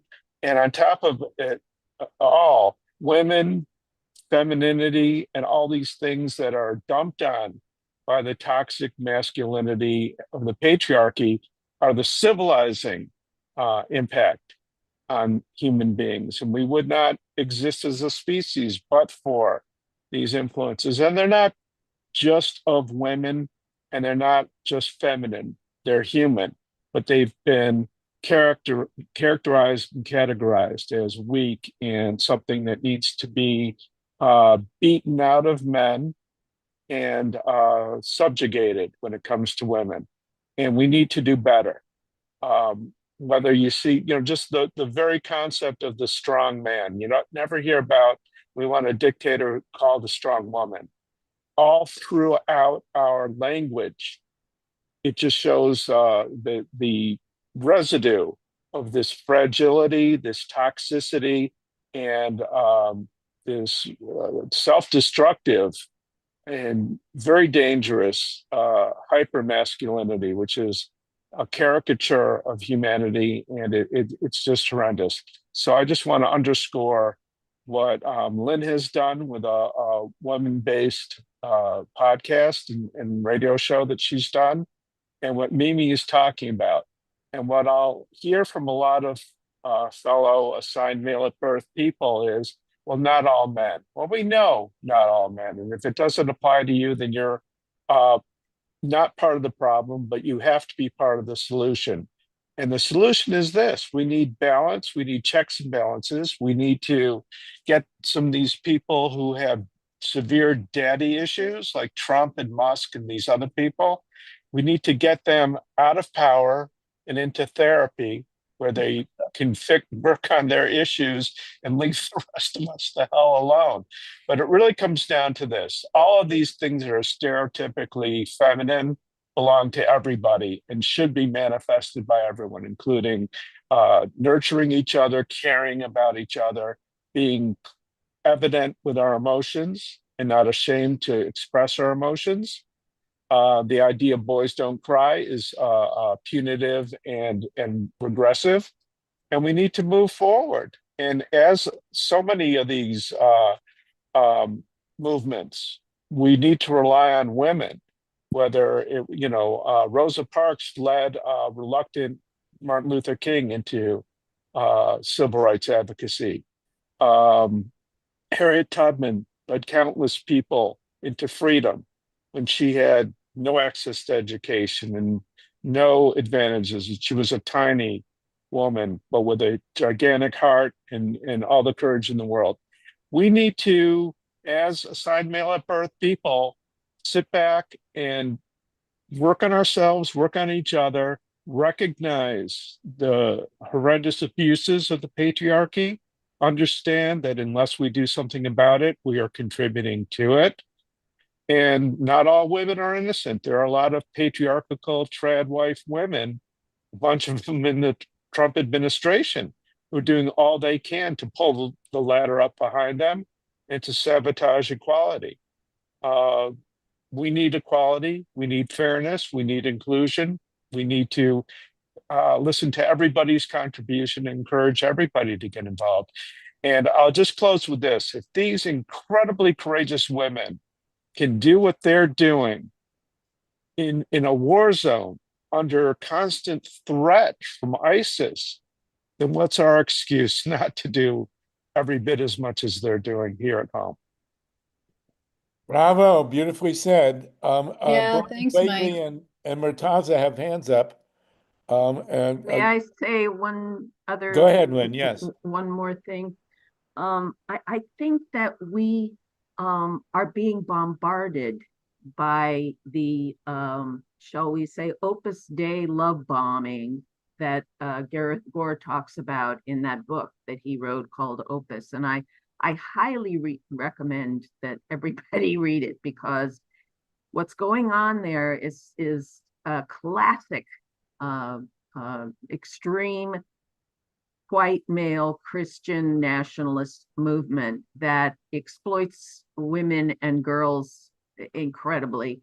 And, you know, has anybody else noticed how many times Musk trots out his kids, and how many times we have to see that he's got like 3 or 4 wives or women with whom he's had 3 or 4 kids each?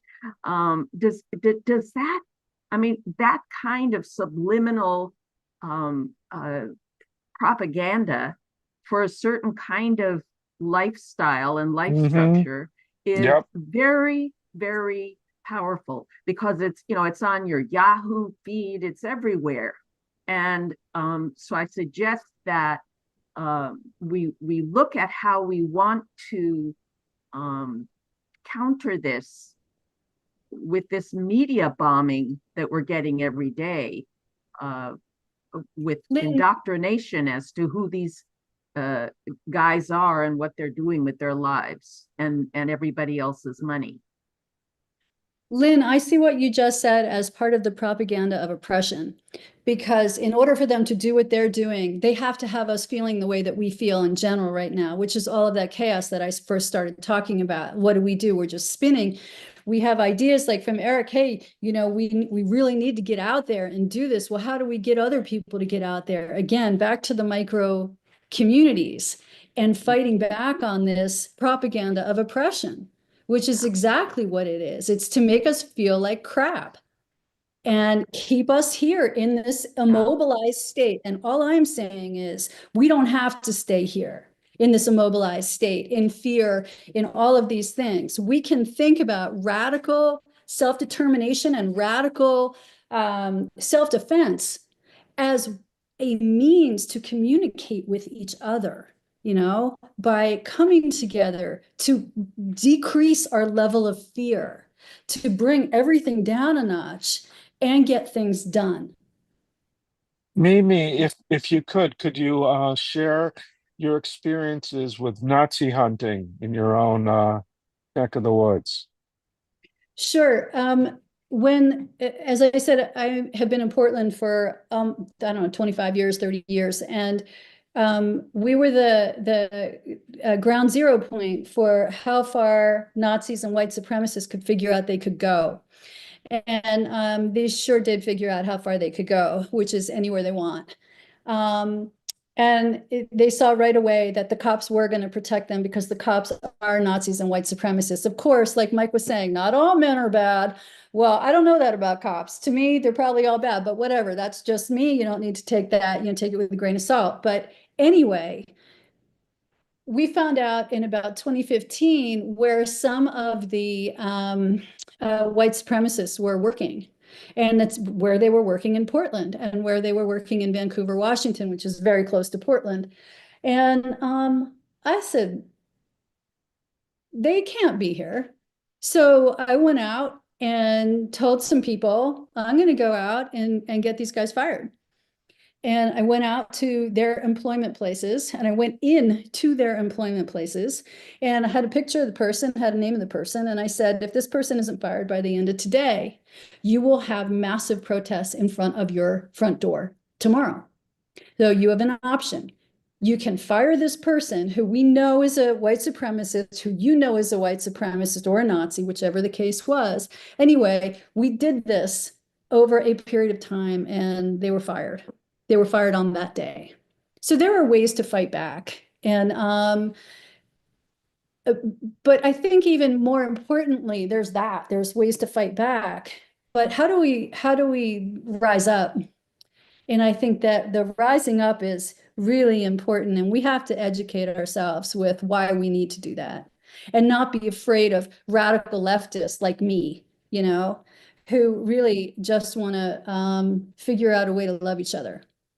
Because at the bottom of most radical leftists' heart, that's where you find if you hang out and you talk to them.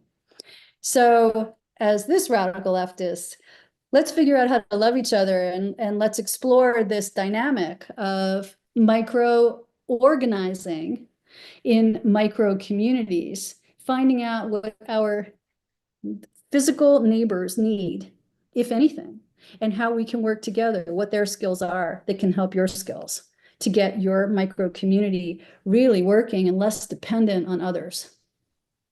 And the genius of what Mimi's talking about is that if we work with our neighbors, whether they're Trumpers or apathetic or whoever they are, we have shared concerns just because of our locality.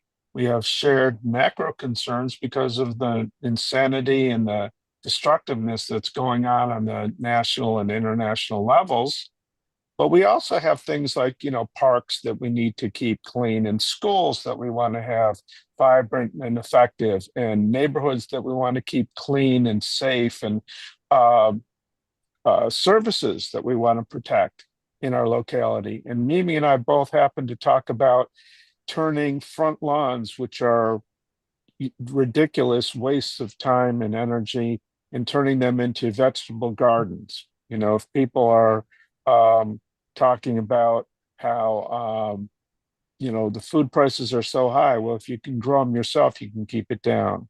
And Marla, no, I'm not explaining what Mimi just said. What I'm doing is recapitulating some of the things that Mimi and I talked about earlier today. And there is a movement to replace those wasteful, stupid front lawns with whatever grass is on there. Make it productive and create nutritional food. Absolutely.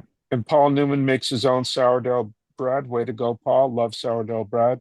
Dr. Bruce said, make sure everybody who's had their hands up gets a chance to speak. So yeah, let's do that.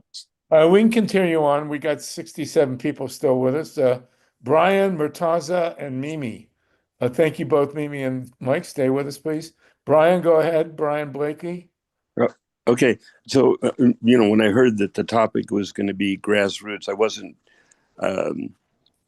really familiar with what you all were going to say, but I like the idea of micro communities. I think one of the things that I would hope that you would consider is you talked about education, and I think we need to focus on educating ourselves about the responsibilities of and the opportunities of what it means to be a citizen. And it's stated in the first words of the Constitution, the preamble, we the people in order to form a more perfect union. But most people, that's about as far as they can remember. They don't remember established justice or ensure domestic tranquility or promote the general welfare. But what you said, Mimi, about carrying it on, you were talking about languages, taking that into the schools.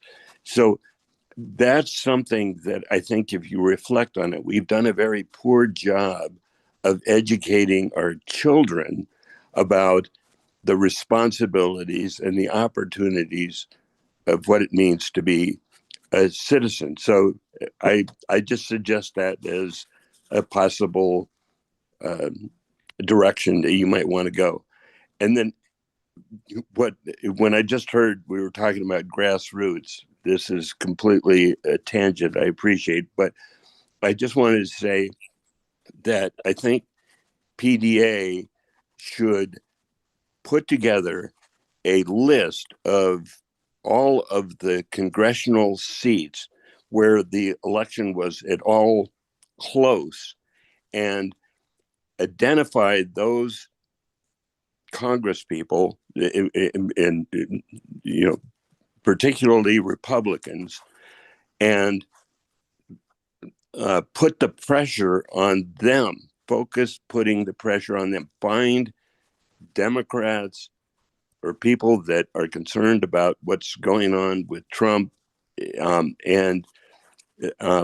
Because the problem that the Democrats have is we are in the minority. And, to sit around and I personally don't agree with taking pot shots at Chuck Schumer or Hakeem Jeffries, because they are powerless. You know, they're trying to deal with a situation in which they're powerless. So the only way we can turn that around is to focus on these Congress people that we might be able to influence because their elections were so close, and people are going to be pretty upset when, at least a good portion of us are going to be pretty upset. Freeze. When we hear what the plans are for Social Security. So Thanks sorry so much, Brian. No, good Yeah. stuff. We've got Murtaza and Murtaza. We're asking you to unmute Murtaza. If you're there, please. Sure. There you go. Thank you, brother. Go Yeah, ahead. sorry, I have a. Go ahead. Sorry, we accidentally No, remuted no you. Go problem. ahead, brother. I have a 1-year-old here in the background, so hence I was waiting Okay. on unmuting. Just yeah, I think it's a great idea. I think the mini communities. It's partly like we're kind of stuck with our dependence on the corporations because we don't depend on our local communities to provide the the services and goods we need. And so I mean, as things, depending on how things go, these local communities are going to be super critical to us. So I love the idea. One thing it reminded me of is something that we tried and where I used to live. We did something called neighbor to neighbor, and so this was only focusing on Dems. But we found like a neighborhood lead, and we told them, here's your list of local Dems. You can go knock on their door, say hi, build a community, and they did. And our goal was not to go to the level that was brought up, which is great, but just kind of a minimum of when there's issues that come up in your neighborhood, let the Democrats, let us be the avenue to raise them up and get change done for the community. That was kind of the initiative. So just something to think about. I think in this very partisan world, it might be nice starting with people that you think you are likely to be like-minded in terms of, non-Trumpers, and then maybe growing communities from there. Just some thoughts. Thank you. Thank you. Mimi, we'll keep going here. And then Eric. Hi, Me- Sluggo, you're calling on me, Mimi. Yeah. Yes, okay. I heard you on Flashpoints last week. You were really great on solar. We're continuing that fight here in California, Northern California. I'll tell you about that offline. But Mimi G, that was amazing what you said. And when you said you went to the white supremacists. Sorry, I'm multitasking here a bit, folks, but now I can sit still. Was that law enforcement offices you went to where these white supremacists work, or was it any? No. One was a realtor in my little village. I was like, oh no, you're not going to be here. Yeah, hell no. And another was in part of the outskirts of Portland at a camera shop.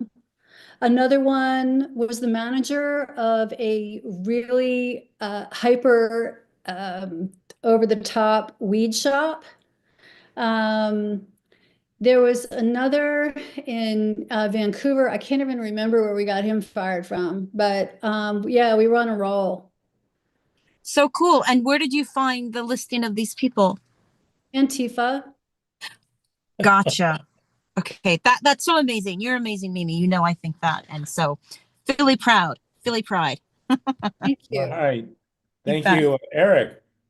Hi, Mimi, thank you for your wonderful presentation and for reminding us about many communities or teaching us.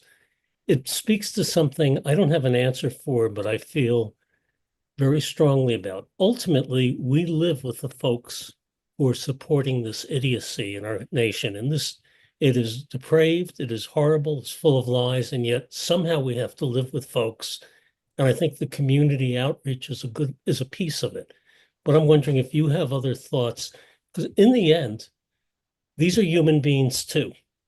And they're down a strange road, but we've got to find the first thing we have to defend, fight, and build an agenda, but we also have to connect in good ways with people we disagree with. The best thing about Trump and Musk is that they're giving us ample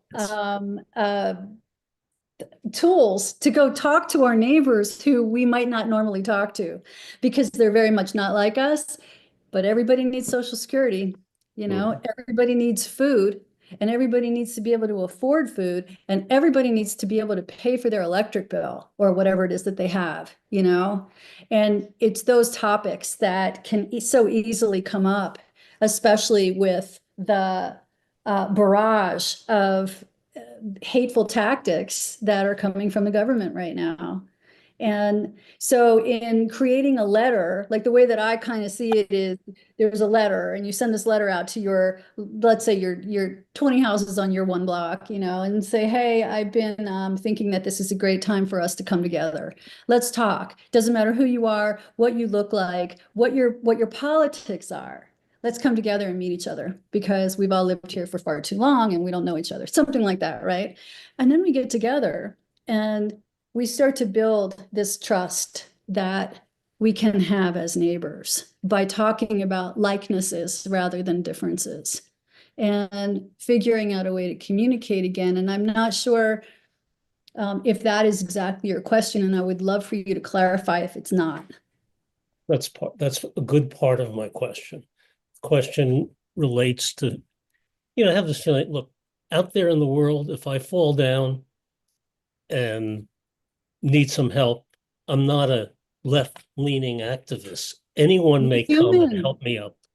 And that humanity we need to connect to while we're still tough. But we need to have a vehicle for reaching out. I think the small neighborhood discussions, the various things that are doing, raising concern about Social Security. I may not have sounded like I'm very concerned at times, but I'm extremely concerned for lots of reasons. But I like the model. I like your approach. Well, Thank listen, you. I would like to say something very quickly, about Lynn, it. 1 second. Steve Caruso is signaling he has to go. He's our engineer. So, Lynn, if you can be the last and wrap it up, we still have 60 people with us. We'll continue this next week.